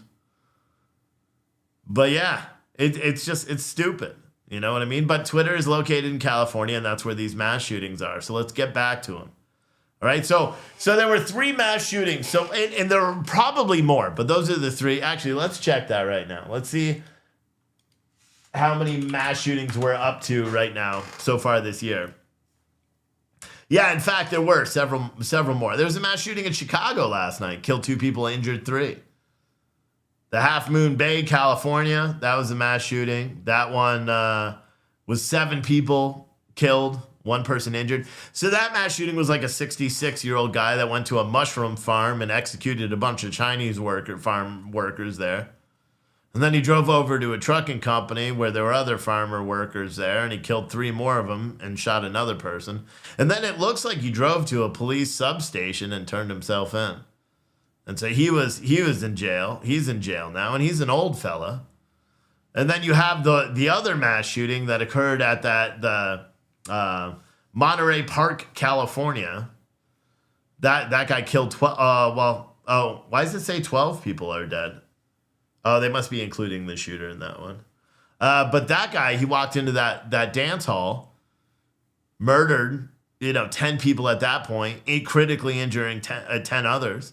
Then he drove all the way to another location, another dance hall, and he had his ass beat by a young 20-plus-year-old kid there who took the gun from him, and he fled, and then he took the coward's way out and shot himself in the head when he was surrounded by police. That was on Saturday, right? And he got away. I mean, that's the crazy thing with these mass shootings. Both of the ones that I talked about, they got away temporarily. They got away, which is crazy, man. It's crazy. But that wasn't the only mass shooting. There was another one in California last night. That one was at a gas station in Oakland, California, where a bunch of dudes were sitting out there. They're doing a hip-hop video. They're like, yo, yo, yo, yo, yo, yo. And then a bunch of people started shooting them. One person died, 7 others injured in that mass shooting. So that kind of breaks the mold. And by the way, there was also a mass shooting with 12 people injured in Baton Rouge, Louisiana. There was also a mass shooting in Shreveport, Louisiana, with 8 people injured. We're not talking about those mass shootings, guys. I know. It's weird. You're like, whoa, there's a mass shooting last night in Chicago. There's a mass shooting in Baton Rouge. There's a mass shooting in Shreveport. I didn't know that. I only thought, I've only been told, oh, wait, there's one in Mississippi, too. 4 people injured in Robinsonville, Mississippi. So over the past 48 hours, you've got 1, 2, 3, 4, 5, 6, 7 mass shootings across the United States. We're only talking about 3 of them, and they're only talking about guns, because here's the real issue.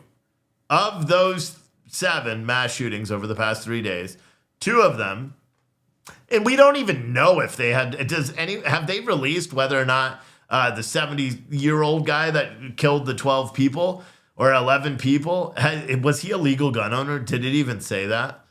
I don't know if he was a legal gun owner. I heard he was selling guns and making silencers and shit, which are illegal, aren't they? But it's crazy. It's crazy, bruh. Russian frigate in Bermuda right now. I don't know what you're talking about, bruh. What you talking about, bro? Hopefully. Hold on, let me see. It said 1 person. See? Yeah, it says 1 person's checking out. Hopefully you're doing that. Hopefully you're doing that. Because like I said, right now, and for the next hour or so, until I end this video and then change it, if you buy the Patriotic As F bundles and you prepay for a year, you get 2 free bundles and free shipping. Or if you want, just, get your bundle and then sign up for monthly, like if you do monthly subscriptions for it, and then your bundle has free shipping as well if you do the monthly one. I prefer the year. You're getting 2 free bundles out of it. Frigate equals battleship. There's a battleship next to Bermuda armed with weapons. Oh, nice. I mean, here's the thing, guys. I was thinking about it today, right? Because now the United States military is, no, let me go back to the mass shootings, then we'll talk about this. This video is carrying on. I didn't think it was going to be this long, but whatever. I'll do it. I have no shame. Let's go. Ready? So the mass shootings. Here's the thing, and I went on in the video that I forgot to unmute myself for earlier. My main talking point was about families. The one way you could stop the mass shootings that everybody doesn't talk about, which is the majority of the mass shootings in the United States, the crime ones, the violent ones, the Mississippi, the Louisiana, the Oakland, California, the Atlanta, Georgia, Chicago, New York, Philly, Denver, Los Angeles, all of those mass shootings that nobody actually cares about because the victims are just black. Yeah, I said it. I'll say it again. The reason why media doesn't talk about it is because the victims are black. It's disgusting to me. It's disgusting. If a white dude goes and shoots 2 people in the middle of the street in bumfuck nowhere right now, it will make national news. For example, you guys will likely hear of a shooting last night. There was a shooting, and I don't remember where it was, but there was a shooting where a guy walked into a Circle K and just randomly executed 3 people. He was a young person, and they've identified him, and he is on the loose. But he just randomly walked into a Circle K gas station. He was like 20 plus years old, white dude. Walked into a gas station with a pistol and executed 3 people. You would think that would be on the national news right now. For some reason, it's not. And I just lost my train of thought. But that's true. That's true. Albert Witch Wriggler said, start raising their children. Yes, that's true. That's true. Because here's the thing. If you hold people accountable, right? It's a really novel concept. Hold parents accountable for doing shitty jobs raising their kids. And I know a lot of you hate when I say this, but this is what I believe. If a 16-year-old, let's say, is outside. I won't go into my life. Dude, if I had parents that actually gave a fuck about me, a lot of the stupid shit I did as kids, I wouldn't have done. Do you know what I mean? If I had parenting, if my parents had skills at that point, and it's weird because one of my parents, now my mother, is like such a different person than what I remember. She's an amazing woman now. If only she possessed the qualities that she does now as when I was a kid. Just all the stupid shit that I went through, all the stupid shit, most of which I put myself through, would have never happened. You know? And it's weird. To me, it's weird that a kid can go out, 14-year-old, can shoot another person. Granted, I never did anything like this. But say a 14-year-old could go and shoot another person and the parents not even be held accountable for it. Or a 13-year-old can point a gun at cops at 2 o'clock in the morning and the parents are not accountable for that. Or, any of them. Or a 14-year-old that stabs another student at school. Parents are not accounted for it. Why? Like, if you start locking up parents, force them to parent their kids. And I understand the arguments. That some kids are crazy. Some kids are too high strung. You can't do it. I've had viewers here when I say that parents should be charged. I'm not saying charged with the equal crime. Like, if your kid goes and commits a crime, should you be charged with crime? That murder? No. But you should be charged with neglecting your child and doing a shitty job raising them. That's what you should be charged with. You know what I mean? My example isn't the best example because my parents, it wasn't criminal. It was just the stupid life choices that I was making as a kid. Do you know what I mean? Or even just having figureheads. Because here's the thing. Kids get fucked up by themselves. You know what I mean? I didn't realize what... My whole life, to be honest with you, to get a little bit personal, because we don't have a lot of viewers, so whatever.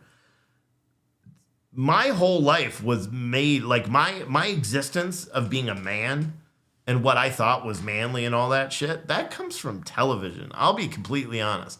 I didn't have a father figure in my house, or in foster care or anything like that. No. So I was left to be like, shit, where do I, do all this stuff from the time I was 13 on. I didn't learn anything. You know what I mean? And there was the only person from group homes or whatever, even, the juvies and all long-term places, all that stuff. The only place that I had to look up to anybody was from movies.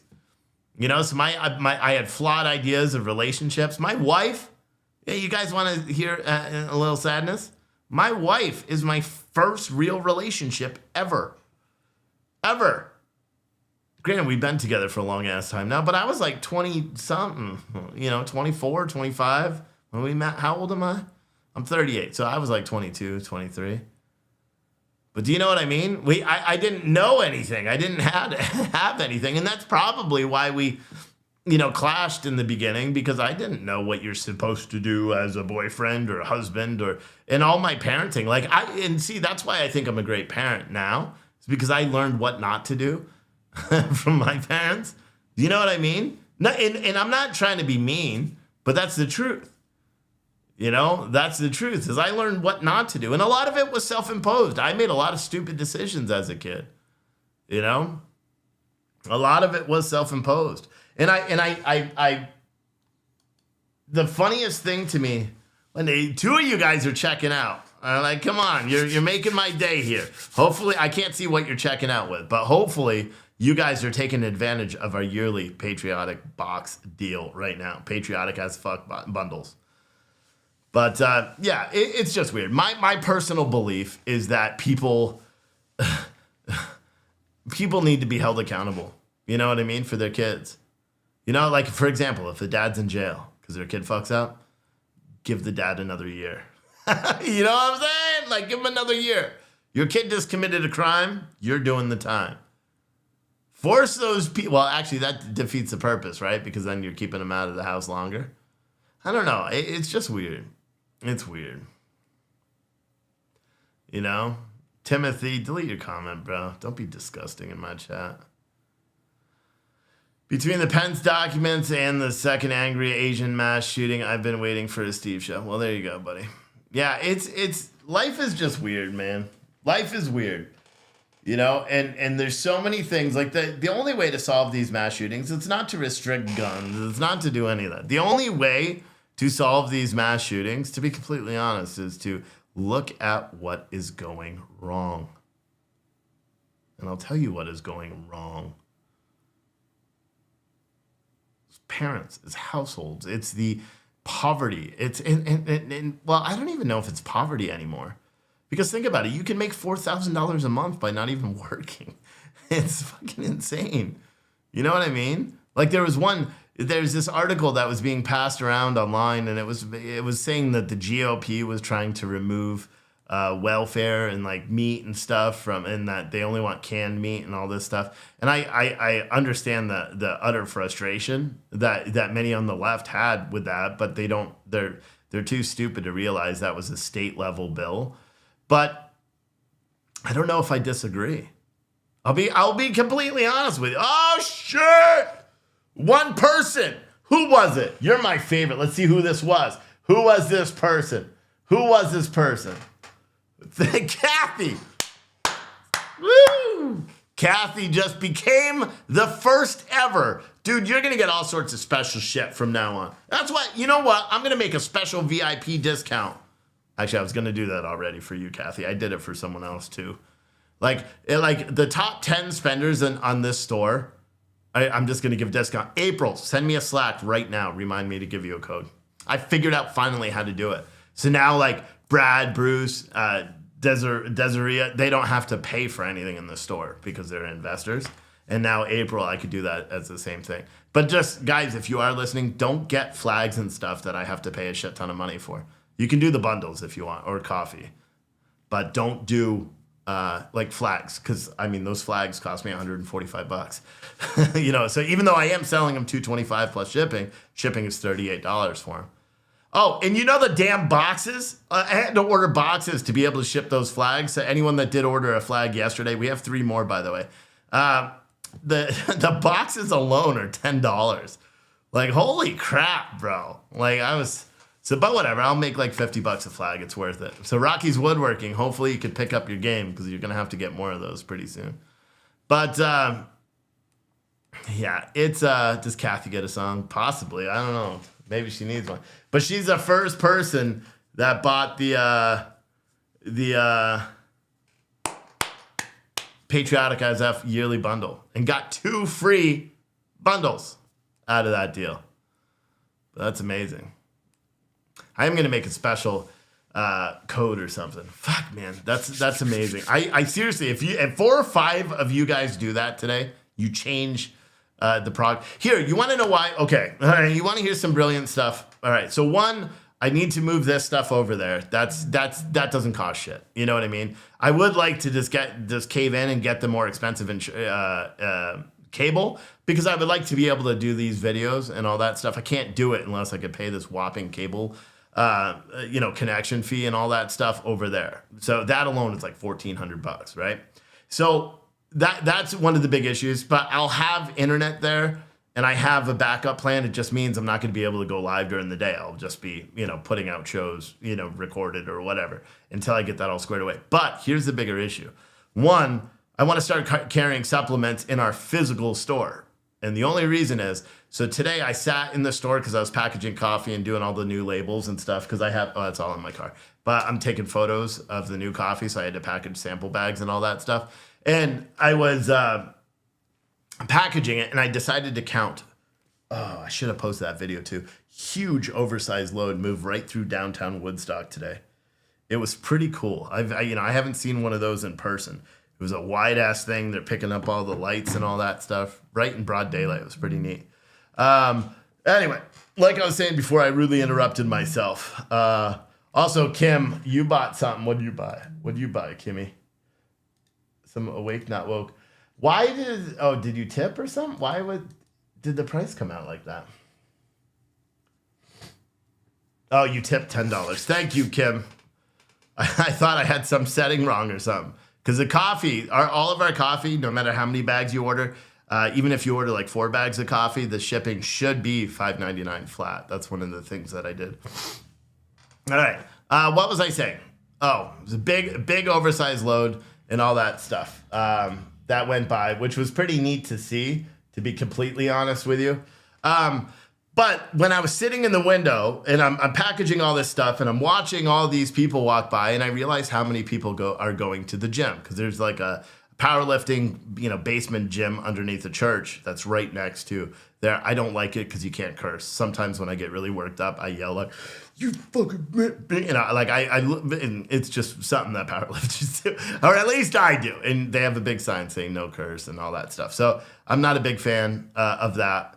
But I'm watching everybody walk by, and I see them with their shaker cups, and they probably all face the same struggle that I face, right? Because when I want to get pre-workout or I want to get protein or something, what I need to do is either go to Front Royal, which is the closest GNC to where I live, and to be honest, from Woodstock, it's even further. From Woodstock, it's probably 25 miles, or even going to Winchester. There's a GNC pretty close to here, but this is a half an hour away from my house. You know what I mean? So I was thinking that, one, they don't have pre-workout, and anything they order has to be online, right? Even on Amazon Prime, listen, because you know how Amazon Prime you could have delivered to your house in a day? Not in Woodstock. It takes 2 days because the Postal Service is the one that has to deliver it. So I was like, you know what? I bet I could work, even though Redcon 1 won't sponsor this podcast, because even though I've tried, I use Redcon 1 supplements. And so I was like, what if I just buy them from a distributor and sell them right in the store, in addition to all of the other stuff in there? Because it's kind of like a patriotic general store. Redcon 1 is a very patriotic company. And I'm like, what if I do that and then get like a little glass fridge and put Rain energy drinks or something in there? So that way the gym crowd will come in, and you know what they do? They're going to be like, holy shit, the dude that owns a store is big as fuck. Let me buy a t-shirt or something too, because they're fucking, I make all the shirts look good. You know what I'm saying? So that's one of the things that I was thinking about doing, because it'll drive the traffic in, and I could be like Redcon 1 energy or Redcon 1 supplement sold here or something to drive that traffic in, because then they're going to see the patriotic t-shirts, the ammo cans, they're going to, see the coffee. It'll just drive more traffic in organically because of that. I wouldn't even need to advertise it. And then I was looking through our distributor, to the supplement distributor, to see if I could actually make a profit, and I could. So I'm like, maybe I should do that. But again, there's, when you buy in bulk, it's expensive. So that's one of the things that I wanted to do. Have you ever looked up how much one of those display fridges are? Sheesh, as the kids say, they're really expensive. So that's one of the things that in the long run that I want to do. And then I want to build out the coffee trailer. So that's one of the reasons why I've been driving so hard this month, right? Is just trying to get, the sales. And to be honest, November and December were horrible months. They were not good months, in terms of sales. So now that we got it going, now that these patriotic bundles are, and I'm going overboard with the ammo cans. Like, I ordered more ammo cans today because all the Christmas, there's 21 of you that didn't get mugs or sticker packs with your Christmas bundles. Guess what you're getting? You're getting ammo can. You're getting a smaller version of the patriotic as fuck bundle that I'm gonna send out. I should get those ammo cans this week, and so I'll send those out to you guys, the ones that are waiting for that. But most of the patriotic bundles now have been sent out, unless you ordered within the last week. The shipping, I'm slowly starting to get it taken care of. The next one, I didn't even know that today. Remember when we first decided to open the store, and we did the shirt and the coffee bundle? There's like 20 of you that have been literally waiting for, and I said it was going to be several months before we put it out, but I never sent those. So those will be going out too with Awake Not Woke. And now I started just better marketing. That's what I'm really focusing on. Someone said, Steve, can you find one of those powdered vitamin mineral supplements without fake sugar? I don't know. I haven't looked hard enough at it. I use Total War as a pre-workout, and I tell you what, it's the best pre-workout I've ever taken. But it's a very good one. But as a reminder today, guys, the Patriotic ASF bundle that April's putting in the chat, you only have like another 45 minutes to join that yearly bundle extreme discount. You get two free Patriotic bundles because you're prepaying for a year. So you get two free Patriotic ASF bundles. So you get your 11th and 12th month completely free with free shipping on all the bundles as well. So, and I think you can use Shop Pay when you do it. So you guys might want to do that. Like I'm not trying to tell you what to do, but you might want to do that within the next like half an hour, because otherwise it's going to default back to how it was before I did what I just did and made it 2 free months, and it's going to go back to 1 month. Also, we're going to have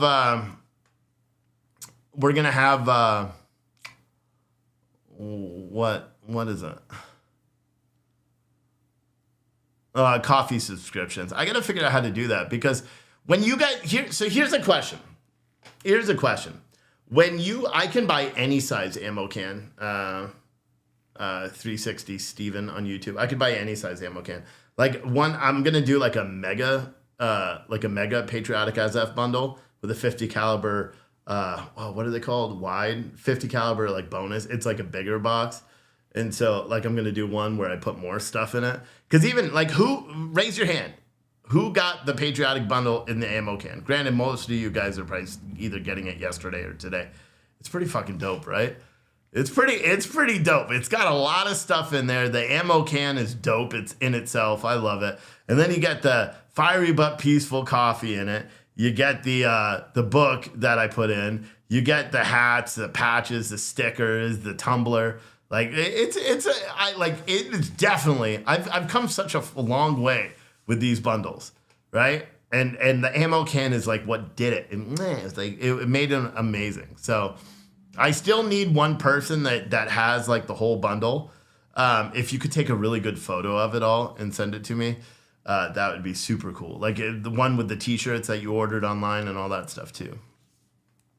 But yeah, that's it. We're going to be doing like a large campaign in the next few months, because what I want to do is rapidly expand Pure Truth Coffee, which is kind of why I changed the main name on the Facebook page. It's, the Rational American is now pretty much it is the, Pure Truth Coffee. It is our, spoken word. And we'll probably do April has been writing every day on the rationalamerican.locals.com. You guys should check it out. If you're not, you don't even need to pay. You could become a member, and the membership is free if you want. Okay, the membership is free, or you could become a subscriber. And I'll be honest with you, becoming a subscriber is how you directly support April in her writing. And you can tip on the articles, and any article you see on there, if you see where it says you could tip coins. Any one of those, I have to figure out how the coins work. But if April writes an article, she gets all those coins. April, newsflash, you get all the coins. I just came up with that idea. It's pretty good. And then she also gets paid off her monthly subscriptions there. So it's the best way for you to support her and everything she does in the back end. That's why she's like spamming the chat. She's like, you guys buy shit, become locals members. I need to pay my bills. That's what she's saying. She's typing feverishly like this. She's going to host a podcast too, her own probably. It's going to be amazing. It's going to be amazing. It'll carry you right there. It's going to be amazing. But Lee said, is that the book you pre-ordered quite a while ago? You probably should have gotten one of the the Joe Biden books, because I haven't written the other one yet. It's taken forever. But I tried to send everyone a signed copy of the Inside the Mind of Joseph Biden. The other book I wrote that is as empty as his promises. It's a great gag gift. And I still have one. So who was that wrote? Lee. If you want to send me an email, man, I'll send you one of those books for now. Or if you just simply want a refund for the book, I have no problem doing that too.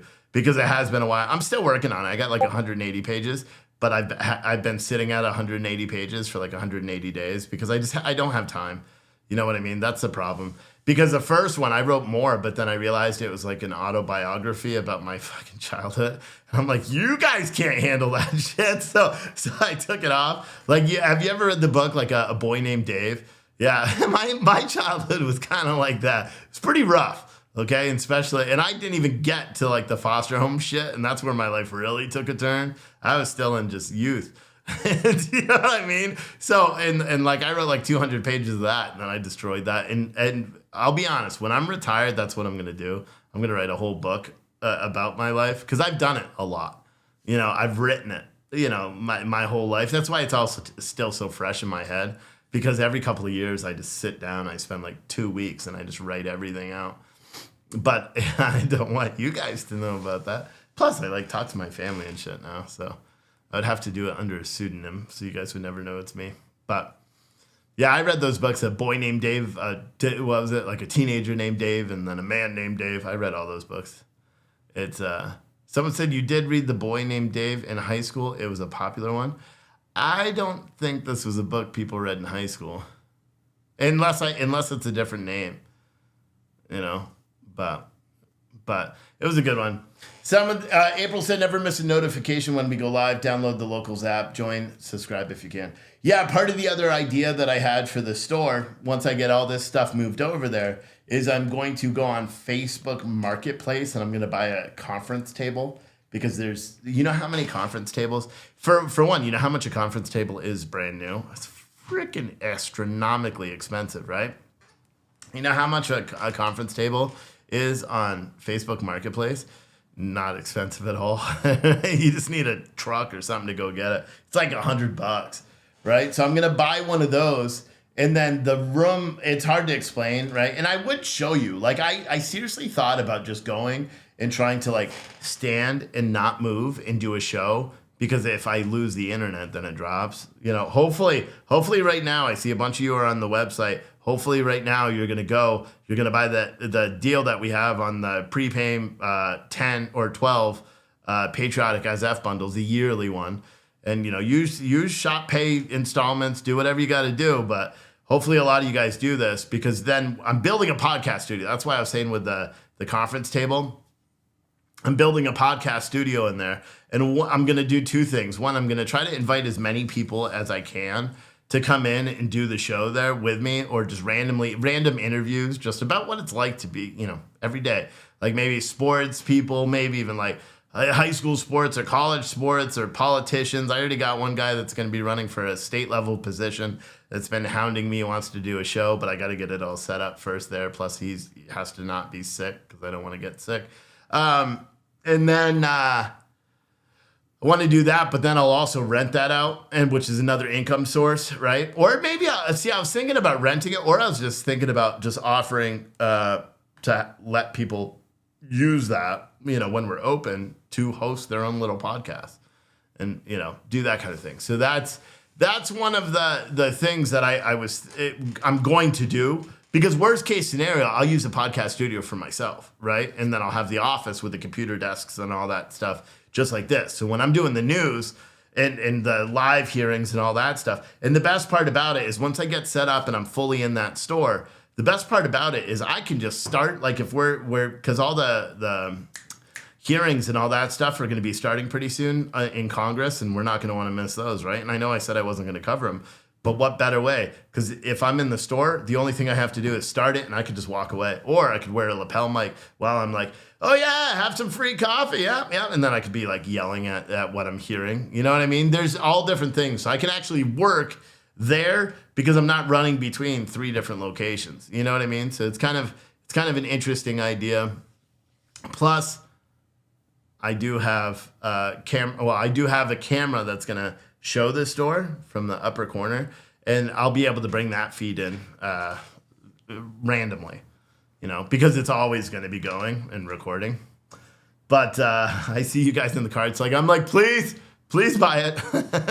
I need people to, but to have the whole operation centralized, yeah. So and I think it'll be nicer, I think it'll be better, and I can keep the store open. And as soon as I figure out that, as soon as I get internet and make sure it all works and all that stuff, then I will change the hours of the store. So we'll be open pretty much from 7 o'clock in the morning till 3 or 4 in the afternoon, so people can come in and buy stuff. And then secondly, we'll also offer in-store pickup. So if you're around and you want to come in and pick up an order that you place online, specifically the patriotic boxes, because the way I found that I could be way more productive, like instead of doing all the shirt printing and all that shit like I have been doing, I could be way more productive of making the bundles, getting the shirts printed, have those sent to you off site, and then send the bundles to you, because I can have all that shit out in like 2 days, 3 days, as long as I have the stock of and I don't keep running out of ammo cans like I have been. But that's the hardest part, is keeping the ammo cans in stock, because they take a little bit to ship. Lee, yeah, I'll check the email right after. But someone said, Keystone said, you got a truck, you'll pick up a table whenever you need. No, I mean, I'm going to have to go rent a truck anyway to move all this shit. Because the gym, the big power rack that I have in there and all the weights, they're all going to the store. Because some of the times I get really pissed. I get really pissed because I've had the store now for almost 2 years, right?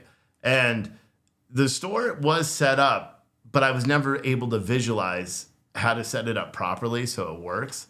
Now, I guess because now the front of the store is done, which that took over a year to remodel and plumb and do all that stuff. Now that that's done, I can visualize things better. I have a concrete storage room that's off of that brick wall room, that I never used. Actually, it's an old Christmas tree in there, like the fake Christmas tree that I had in the store when we first got it.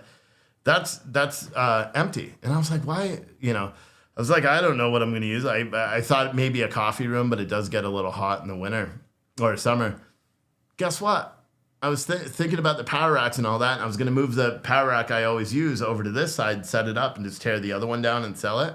And then I'm like, I could put that power rack in that back room. So I brought my tape measure. It's going to fit right in there. So I'm going to have a gym in the store. So the store is a coffee shop. It's my office, podcast studio, and my gym. Like, I'm never going to leave. I'm never going to leave. So, if I want to, do a live stream while I'm working out, all I got to do is pick up a camera and just go walk and do it. It's right there. The key is, the problem with anything is it just takes money. You know what I mean? And that's why I've been pushing so hard this month, because we did have a couple of bad months. That's why I've been pushing so hard this month. And people think I'm joking about being demonetized on YouTube. I literally uploaded a video that was with no audio today because I effed up and I forgot to unmute myself. They still demonetized the video. And there was nothing bad. It was literally me. So I'm like, oh my God, is it my face? Is my face what's demonetized on YouTube? There was no audio, whatever, no intro music, nothing at all. And they demonetized my video. It's the stupidest thing you ever heard. They did. They limited the video. I could show all of you guys. It's freaking limited right now. That's how crazy it is. That's how crazy it is. How many of you guys watched Timcast last night? I don't know how many people watched Timcast, but I was listening to Steven Crowder on there. I like Steven Crowder, but I had a weird vibe coming from that dude yesterday, an unauthentic vibe. I'll be completely honest with you, an unauthentic, this is, he doesn't even believe what he's trying to say. He made some good points, but then the more I don't know, man. I got a weird vibe. I just got a weird vibe. I feel like he doesn't believe in what he's saying. What is it about Shirley? What's the comment, April? I sent you I don't know what it was. I sent you something today that went out, coffee, I believe. That went out, you're like Oregon or something. Was that what it was, April? Send me a Slack. I'll answer her right now. She's a longtime viewer too. A longtime viewer. So Shirley gets preference. If Shirley needs an answer, I'll get her an answer right away. What's up? If you sign up for the Patriotic SF bundle deal, do you have to email each month for the sweatshirt or t-shirts you want? You have had duplicates in the past on just normal boxes. If you sign up for the Patriotic bundle deal, for which one?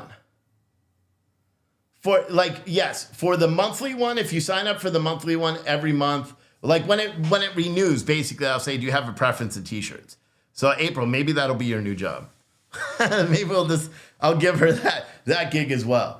Because then she can go and do it. But if you sign up for the yearly deal, the yearly one where you're getting the 2 free bundles, no, you're going to get all new t-shirts every month, 100%. You will never get duplicates. And if you get duplicates, you could send me an email, the same thing you do now, because I already do it for people because it's hard for me to tell. But I've had people say, hey, Steve, I got this extra large. I already have this design. You sent it to me 3 months ago.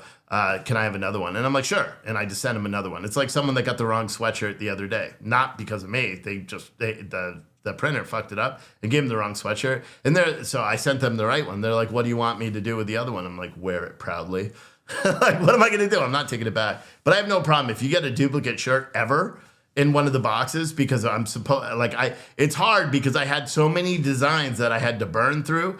And I didn't remember which ones I put out. So with the last batch, I literally took every size and tried to just put a different design on every single shirt of that size. So that way people would get different designs and hope that they didn't get them before. But if you get the yearly deal, you will get all new designs, because what I'm going to do every month on the first of the month is I'm going to drop brand new designs on the store for t-shirts and retire the ones that aren't selling. And you will get those t-shirts. So essentially, and you'll know what they are. But if you're doing the monthly one and you have a specific t-shirt in the store, yeah, you just send me an email every month. But hopefully, I hope, Shirley, you're saying that you're gonna buy the yearly deal. That's what I hope. I hope. Come on, Shirley. You're one of the big spenders. Come on. I need all my big spenders today. I really do. I really do. Daily Wire supposedly makes $100 million a year. How can they afford to just hand Crowder 12.5% of that every year? It seems like a lot. Yeah, and here's the thing, because Crowder they both said, oh, we run a production house. A production house. They're like, what they say, the Change My Mind segments cost $50,000, he said. The fuck it does. No, it does not. No, it does not. Because here's the thing, and let me explain how it works, because I have a little bit of understanding of how it works. I can tell you right now that the Crowder studio, not including the building that he owns and pays mortgage on, I can tell you right now the studio, the set, and the electronics that are in there are probably $300,000, but they're already paid for. Like his ATEM controller, paid for it. All the sound equipment, paid for it. The lighting, paid for it. Everything's paid for. He's not selling that to the Daily Wire. That's included in the per episode fee that they were guaranteeing. You can make the argument and say, okay, even if each episode cost $50,000 to make, which it did not even anywhere close. If they say it was worth $50,000, again, which they're not, it's not even close. For an hour and a half production, it's not going to be $50,000. But whatever, let's pretend it is. Even if you add up all the episodes that the Daily Wire was requesting, it was still under, it leaves $8 million, right? Or $3 million.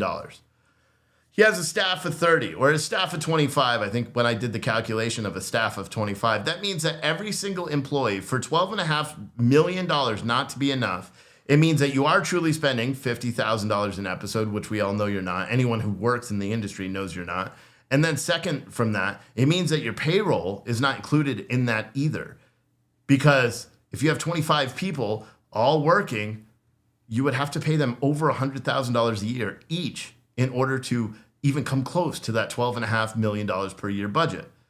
So for anybody to make the argument that he needs $50 million an episode or something like that, or $50 million, a year, it's fucking outrageous.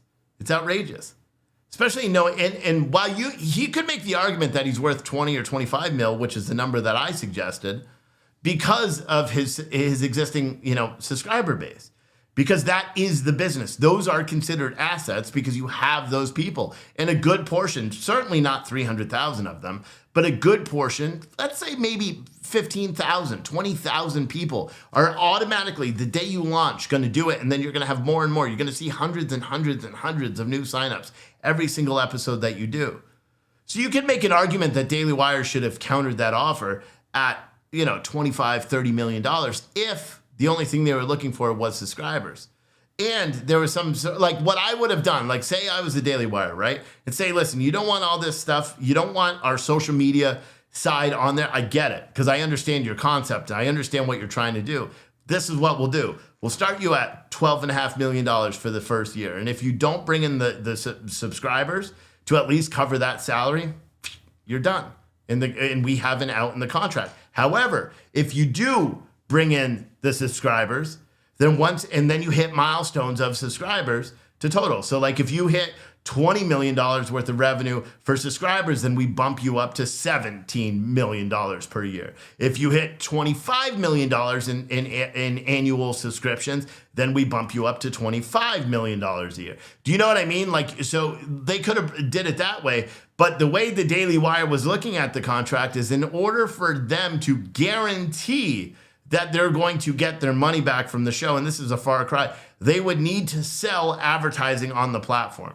Steven Crowder could easily counter that, or the Daily Wire, if they actually were familiar with the business, if the Daily Wire was familiar with how it is for like people that don't give a fuck and try to talk. Literally, I uploaded a video today to YouTube on accident where my audio was muted, and they limited the monetization on the video, and there was no audio whatsoever.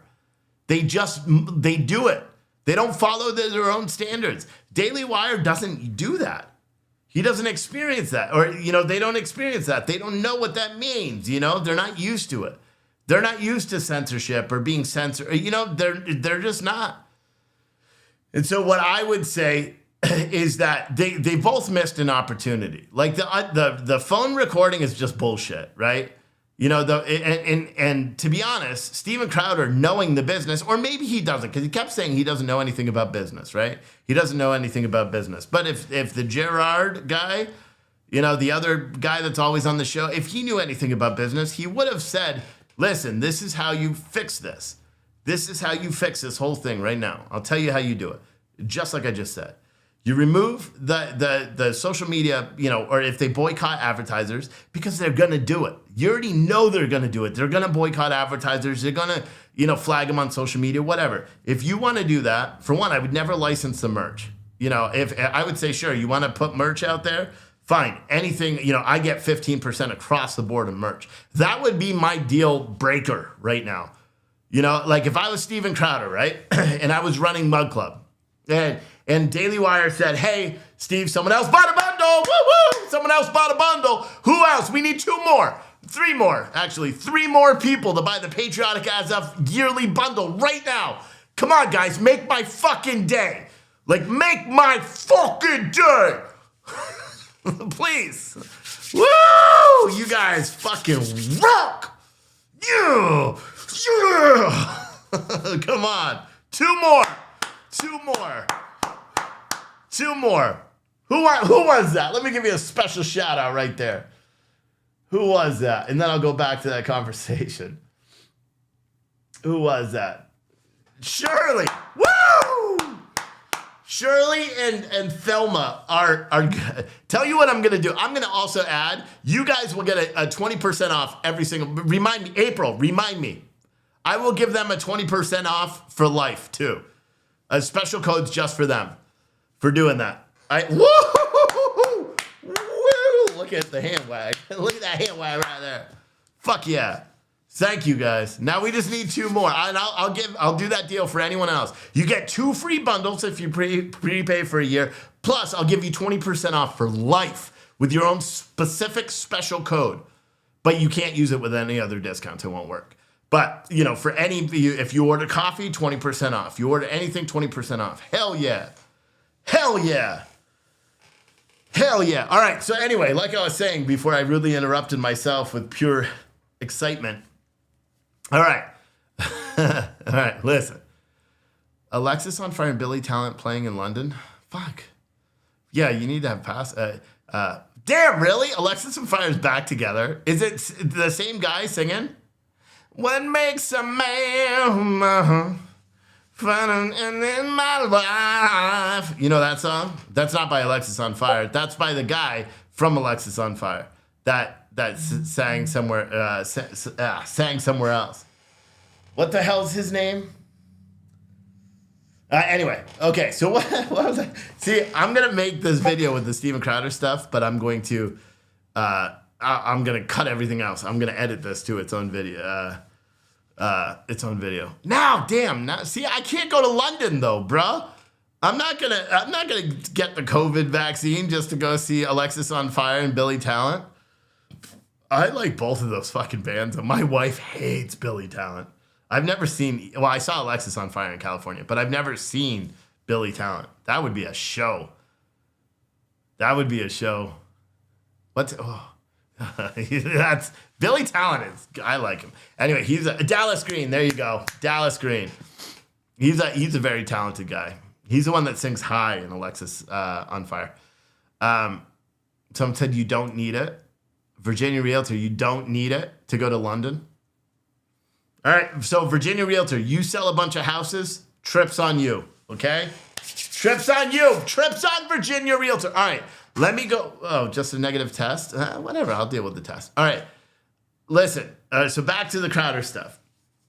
The way Crowder could have just fixed that, in all reality, the way he could have fixed it is by simply saying, hey, listen, we can't do any of the social media stuff because we get boycotted all the time, right? We get boycotted all the time. We can't have any of that social media crap in the contract.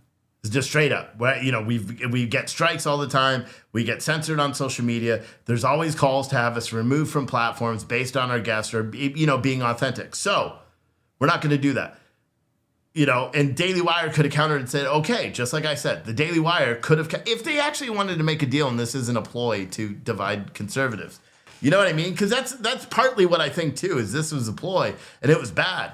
Because if Steven Crowder really wanted to find a home, there's a couple of things I agree with. I agree with a couple of things. I agree that Steven Crowder should not sell, for one, he should never sell all his merch. I would never do that anyway. Like if the Daily Wire called me right now and said, Steve, we'll give you $300,000 a year, I'd say fuck off. If they said we'll give you $500,000 a year, right? Where you run your own show, blah, blah, blah, but we own 100% of your episodes, I'd be like, the episodes? I don't care. Because that's their product. They're the ones paying me to make those shows. That's fine. Okay? But the merch? Nah, that's my likeness. That's what I'm merching. I would say, listen, I'll do $500,000 up front. Well, no, I do $500,000 up front, or $500,000 a year with $50,000 up front, straight up, just right in cash too. I'd have to look like a boss coming out of there. I'd say in cash in a leather briefcase. Like that, seriously, a cheap date. But I would want to walk out, and I want a handcuff thing with a handcuff key, okay? And so that way I could carry a briefcase with $50,000 cash. That wouldn't even be that much. Fuck. Well, whatever. When I get richer and more well-known, then it will be like $5 million in a briefcase. I don't know. How much is $50,000 cash? Just put it in ones. That way it looks like a lot. You know what I'm saying? Okay, anyway. I just said how much is $50,000 cash. You know what I mean, like how big of a pile. Anyway. But I would never give merch. I would always do like 85% or something like that, where I get 15%, forever, and then I would own the rights to the merch after. Otherwise, it would be no deal. He could have negotiated if he really wanted. He could have. He had the power to do it. He could have did something like that. And the Daily Wire could have said, okay, listen, we'll do $12.5 million for the first year. And we have an out. If you don't bring, because do subscribers, someone do math real quick. What is 12.5 divided by 100? What is 12,500, right? Is that it? Shut the fuck up. Is that it?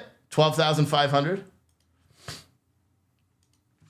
12,500 divided by 100. It is. It's 12. So what the fuck, bro? That pisses me off. So all he needed was 12,500 people to be paying $100 a month.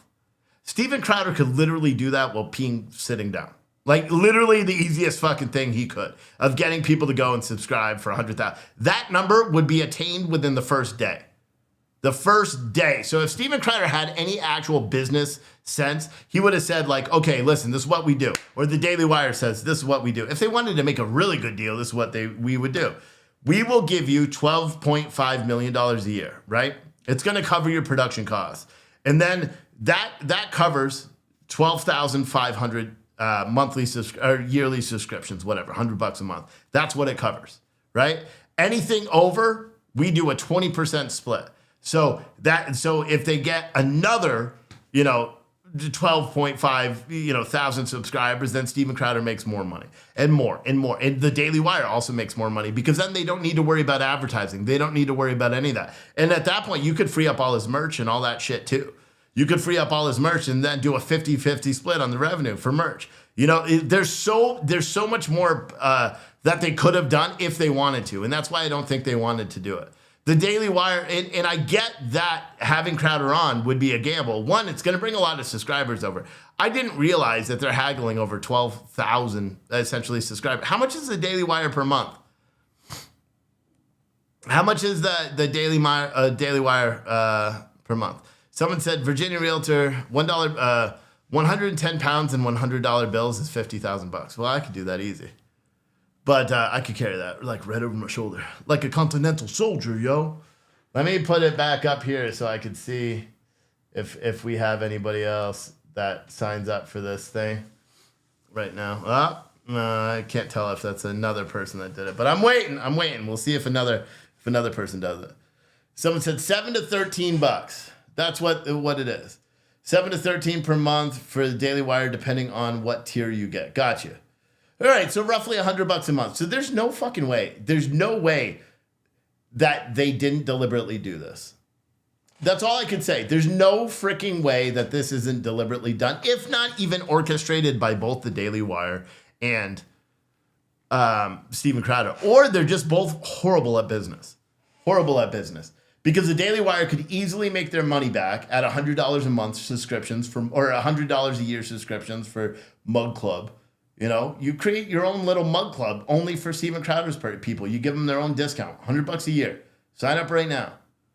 You know what I mean? And then you get 12,500 people going over, and then it covers that. Now, 12,500, from what Steven Crowder said, barely covers the production costs, which is complete and utter bullshit if you understand production, if you understand how much actually goes into it. So you understand that that's bullshit. But here's the truth. Steven Crowder missed a golden opportunity to be like, yo, knock out all of that shit. And maybe Steven Crowder doesn't want that responsibility. He said he wishes there were some rich people that could come in that have money that could do it all for him, where he just focuses on the contract and is the CEO. But he wishes there were rich people with a lot of money that would go and do all the business shit. Steven Crowder, I do not have a lot of money, but I could do this, with your audience. I tried to do it myself. I built it myself. We had subscribers. Here's where I fucked up, right? Because I gave annual subscriptions when we first started it for $12.99 for a year, locked in for life. The problem with that is I didn't anticipate that 2,000 people were going to do it. So when I finally figured out after 3 days that we had over 2,000 people that signed up, I said, fuck, because I knew how much the cost was of the software, right? So I got rid of that plan and we went to monthly. But the problem was that because we burned all of the, we had all of those subscribers start at $12.99, that when the first year came, we were in the red, about 50%. But here's the biggest fuck up. You want to hear what it is? So my contract with the OTT provider said that I would pay them 50 cents per month per user. I was under the understanding that I had 1,000 free users because and I'll be honest, that's why we're not doing a contract anymore. Because I believe when the salesperson signed me up, they said 1,000 free users. So when everyone went to renew at the $12.99, and I was running about a 50% loss for the first year, but it was okay because I was making money on social media and all that stuff, right? And we were going to keep it going. If they're charging 50 cents per user per month, and I'm making $12.99 per user, running at a 50% loss. When they renewed and everyone did their annual renewals, I only got $6.49 for everyone's renewal, because the software charged 50 cents per user per month for all those members.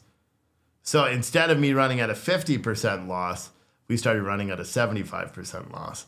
And so the more I tried to convert everybody over, I tried to duplicate their system. You guys remember, this is way more than you guys need to know. But I tried to duplicate their system, build it on the back end. We literally took another app, tried to do it. I paid fucking $15,000 to build the other app and to build it to use their system. And they lied to us as well. Their ad injection side, which is the whole reason we wanted it, so we could monetize the platform with ad, that was another add-on that would cost me 20 grand. So we flat out said, F that. I literally sent them, through our lawyer, sent them notice. I said, we are charging back our payments. We're fighting with you, like, see you in court. And through the lawyer and my bank, we actually fought them for the payments and succeeded. They finally threw up their hands and were like, fuck this dude, he's crazy. But so we had to go back to the existing platform that we were running at a 75% loss. What happens when you run a business or, a segment of a business at a 75% loss for 2 years?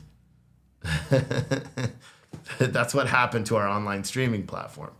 And I tried to do everything. We cut infrastructure costs, we cut shows, we cut, the everything. Because, here's the thing. That wasn't just it. It wasn't like I was paying 50 cents per month per user. No, I was paying, on top of that, $2,500. The chat in itself, that was $2,500 a month just for their platform. The frickin' chat that I had in there, that was an extra, I think it amounted to $1,300 per month. I haven't even got to it. The channel software to play the 24-hour video, that shit was $1,500 a month. The streaming bandwidth allocation for that was another $790 per month. So all the while, I'm taking in roughly, it worked out to be about $900 a month for subscriptions, because everyone was on annual subscription. It should have been much more, but again, I was only getting 25% of what it should have been. Do you see what happened? So I was paying about $8,000 a month for the streaming to function, and only bringing in about $1,000 a month in subscriptions. So I was like, I can't do this anymore. And I tried. Everyone who's been with me for a long time, I tried. I like, literally, Adam and I actually shed a tear, because in April too, because we built this frickin' thing. We built it. And I'll be honest, being honest about the news does not pay. Does not pay. The whole idea of Citizen Stringer was an incredibly novel concept, never been done before. And now I know why. Because nobody wants to pay. If you're being honest and you're reporting the news and you're not doing clickbaity stories and shit, nobody cares. The only advertisers we'd get are ones we wouldn't work with. Because they'd be like, oh yeah, we'll pay you for this. And I'm like, sure, send me your product. I got to try it first. And they're like, why don't you just put it out there? We'll pay you up front. And I'm like, no, like, you got to show it's a real product. We turned down so many damn ads. We turned down all that. And that's why it's such a struggle. You know what I mean? And the last like nail in the head was Citizen Stringer. Citizen Stringer is done. The website, I think it's still up, but we're going to forward that website once I figure out how to locals. And now April's doing more. She's writing more, more the style of writing she wants, the featured articles about things, the thought-provoking articles. I'll start doing it once I get everything else situated. And we're just going full board with the coffee side. And eventually we'll do a print magazine called The Rational American Magazine. And but that's it. But now you understand, because I've never really done it and explained it in that way. And a lot of people were like, you owe us an explanation. And that just pissed me off. And I was like, fine, you're not getting one. But that's the truth of it. We ran at a net loss for the news. And luckily, we had a very successful business, a coffee company that was paying for it. You know what I mean? So the coffee, all the profits from this were keeping news afloat, and we just can't do it anymore. And so luckily, we're still debt free. You know what I mean? And that's the biggest thing is, I say debt free, almost debt free. We have no like lines of credit or nothing like that. But But, there's a couple of existing like live view. Like, remember that backpack? That backpack that we used when we were doing the live coverage, and it was, perfect feed and all that shit. That shit was $2,500 a month.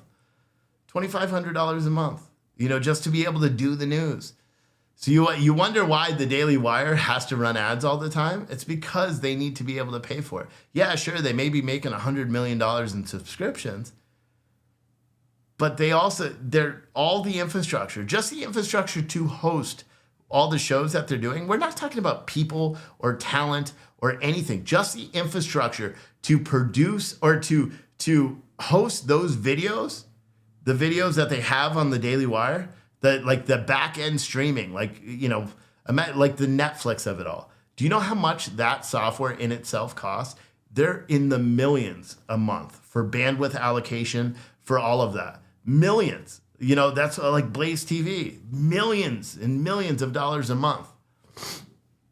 Because that's how it works. And there's just not a lot of other ways to do it. So you kind of have to do it the same way. And so that's why it's annoying. Someone else said you're on Crowder's side. Lots of great lawyers are breaking it all down. Yeah, I mean, I understand Crowder's perspective from the like, we don't want to censor ourselves spectrum. You know what I mean? I get that. Virginia Realtor said, I will wax my feet and paint the nails to support you. You are a fucking weirdo, bro. All right, so the idea of my brother and I doing a podcast just went out the window with that comment, buddy. That's not it. We were thinking about doing a podcast where we drive around in his Corvette and we just record it. We won't even do it live. We would just drive around and talk about stuff in his Corvette. But I told him I'm not doing it unless I could drive the Corvette. It's not worth it. Would you guys want to do would you want to see a podcast where we just drive around in a Corvette? Wouldn't that be funny? We call it the Corvette podcast. We don't even talk about cars. We talk about politics and life and shit. But we just drive around in a 2023 anniversary edition, whatever the fucking fancy bullshit it is. But I didn't see his picture is more colorful, so it shows up. From now on, you get to take the heat for my comments. I'm gonna have to go look. Someone said he has to cover production costs, I believe. Yeah, but Kelly Dodge, you're talking about Steven Crowder with production costs. His production costs are not $12.5 million, even with staff. I know this. I know it. Because even running at 25 people making $100,000 a year is $2.5 million, right? Yeah. 30 people making $100,000 a year. You think he's paying his gophers and interns and shit $100,000 a year? Maybe he is. But that's only $3 million. That's why his company, on all the business dashboards, has a net revenue of $4.7 million. That means that's the total revenue they take in. $4.7 million a year. Are they worth more than that? Fuck yeah, they're worth more than that. Are they worth more than 12.5? Yes, absolutely. But here's the thing, when you lose everything, which is what they did, when you lose everything because you didn't protect yourself enough to be able to have a tangible product, right? Because what he does is he's got a product. His show is the product. But there's another product that's worth more money, and that's his subscriber base, because that's what allows his product to thrive. The subscriber base, he didn't have. He didn't have control over it. And everybody knows that, and he admitted that. That's why he had to make this new subscriber list. And that's a big issue. And he should have been more prepared for it, you know? And it's easy for me to say that. Trust me, I know. It's super easy for me to say that. But that's the truth, you know? And he bungled because he could have, like, for example, say I was a new person going in. And I was a new person going in and trying to start in this industry, and Steven Crowder had this whole platform set up, right? If I knew about business as I do, and maybe that's my difference, is I know about business. I know the business aspect of things. I know what works and what doesn't work. You know what I mean? Jay Park said, Steve, I love you, but damn, every time I come back in here, it's all about selling items. Is this channel about raw news, raw coffee selling? You're on Twitch, Jay Park. So you clearly haven't been listening. I haven't mentioned selling shit on my store in what? Probably 20 minutes, 25 minutes since I went, yay. Actually, I can tell you.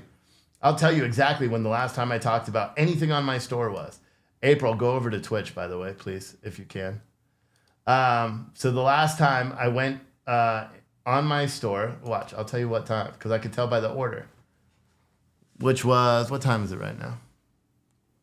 So that was approximately 23 minutes ago. That was 23 minutes ago. 23 minutes ago, I talked about that. And then I didn't talk about the store at all. So April, just get rid of that person, whoever that was on Twitch. And get rid of Grumpy Jones as well. Someone said the channel is about Trump love. Nah, it's not about Trump love either. I'm not a big fan of Trump. You know, do I like Trump from when he was in the office? Fuck yeah. I think he's one of the best presidents we've had in a very long time. I will not vote for Trump. Well, of course, if he gets a Republican nod in the primary, I'll probably have to unless we have a good independent candidate. But in the primary, I will not be voting for him. You know what I mean? I will not, simply not be doing it. You know? I will not be doing it. But someone said Twitch has too many trolls. Yeah, but we do have good viewers there. So oh, come on, bro. I'm not playing into his pity shit. I'm not saying that on the air. But yeah. But yeah. It's funny that you know, someone's like, oh, every time I turn it into the show where you're just talking about selling stuff. I wasn't. I was literally talking about what it cost me to run the business, the news side of the business, and why I stopped doing the news side of the business.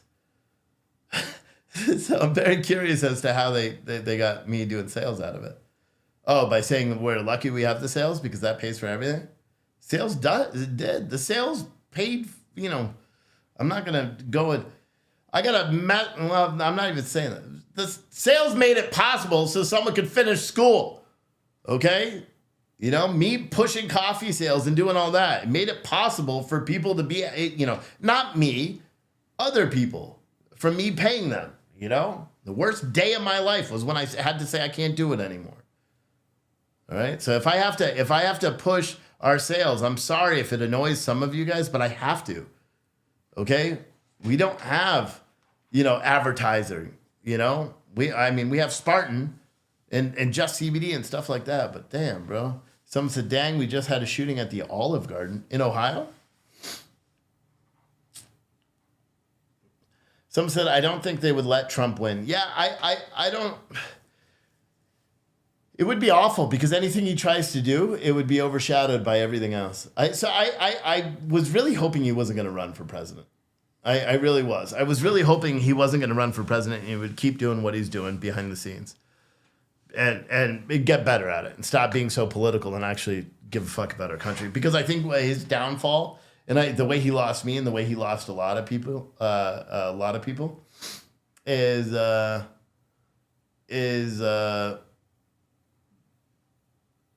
with some of his endorsements. And you were able to tell that he was more of a politician than he was the Trump that we remembered. That's my opinion.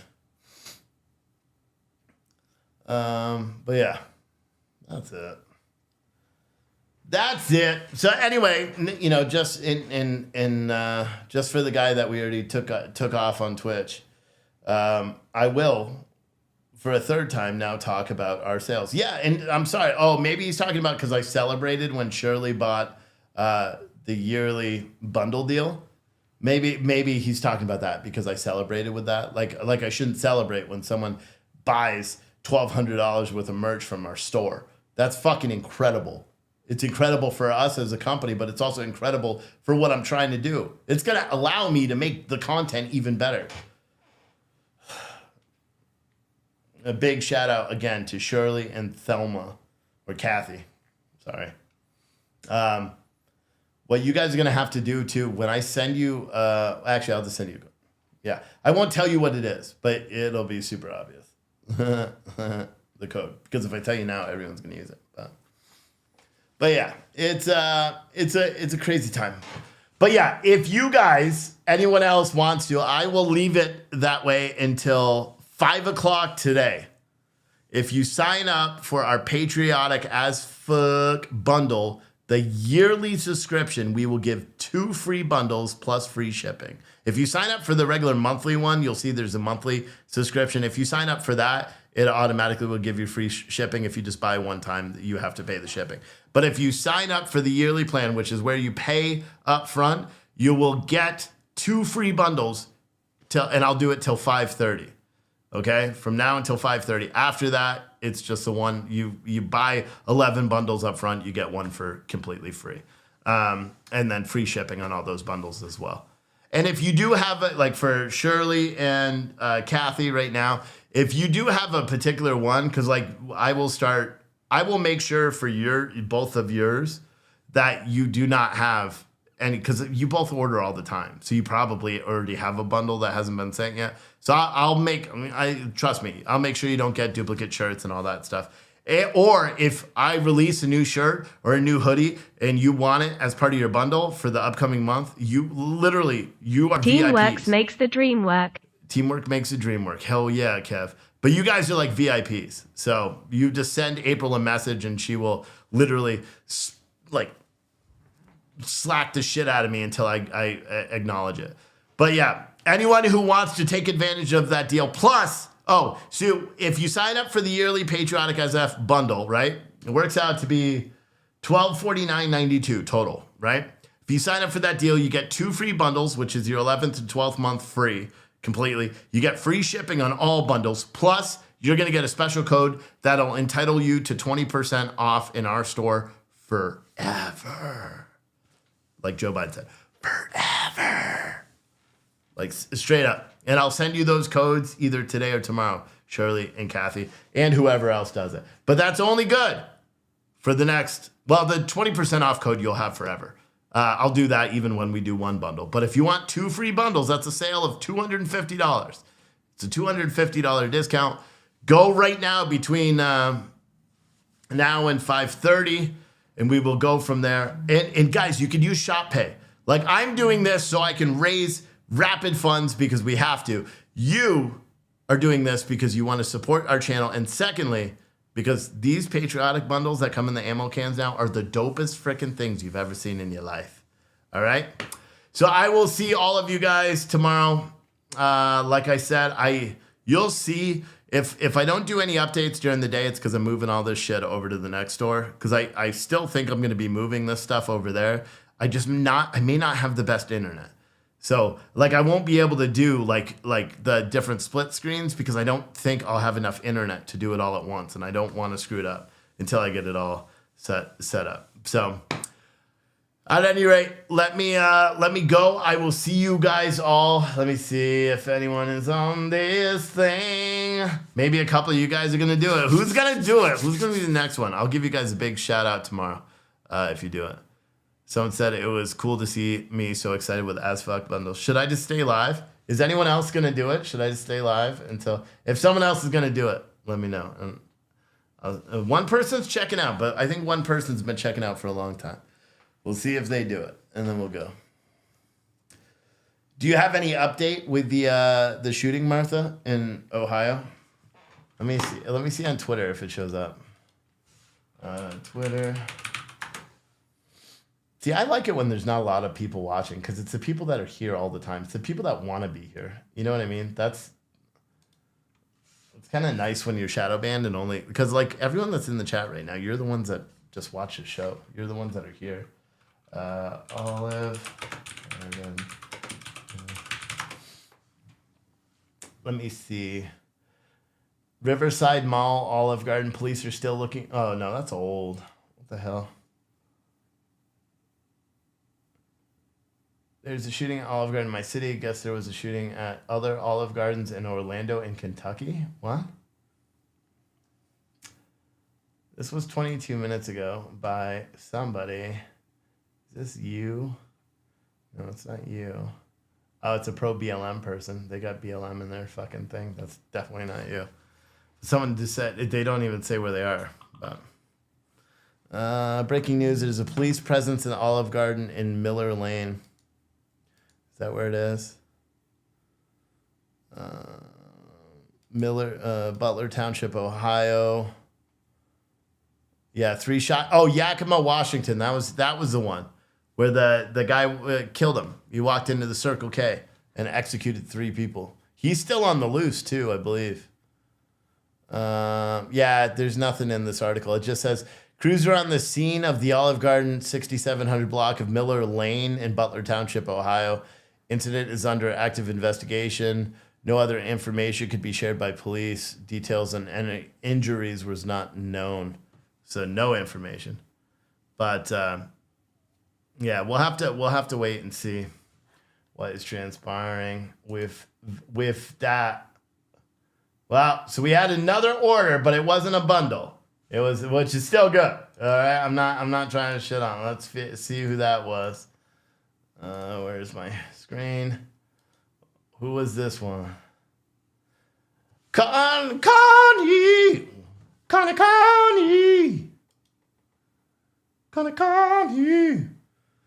So your Italian roast, Connie, will ship tomorrow. Okay, that'll ship separately from the box because I'm waiting on the ammo cans. What I'm trying to do now is the second I get a call, even though it fucks me over, in terms of shipping, I don't care because then I stay on top of it. So if an order comes through, like for example, Connie ordered a Patriotic as F bundle, the one-time one, and a bag of the Italian roast coffee. So what I'm doing now is if I see a coffee order right away, coffee's going out right away. So you're going to have that right away. And then your bundle will be sent as soon as I get the ammo cans. So I just want you, like Connie, you're in the chat right now. So, I mean, how about that for service? Like you place an order and you got your customer service like that, bruh. It's a good gravy train. It's a gravy train. It says one more person's checking out. I figure, should I wait? Should I wait for that person? Probably not. I should probably go home and spend time with my wife and kids.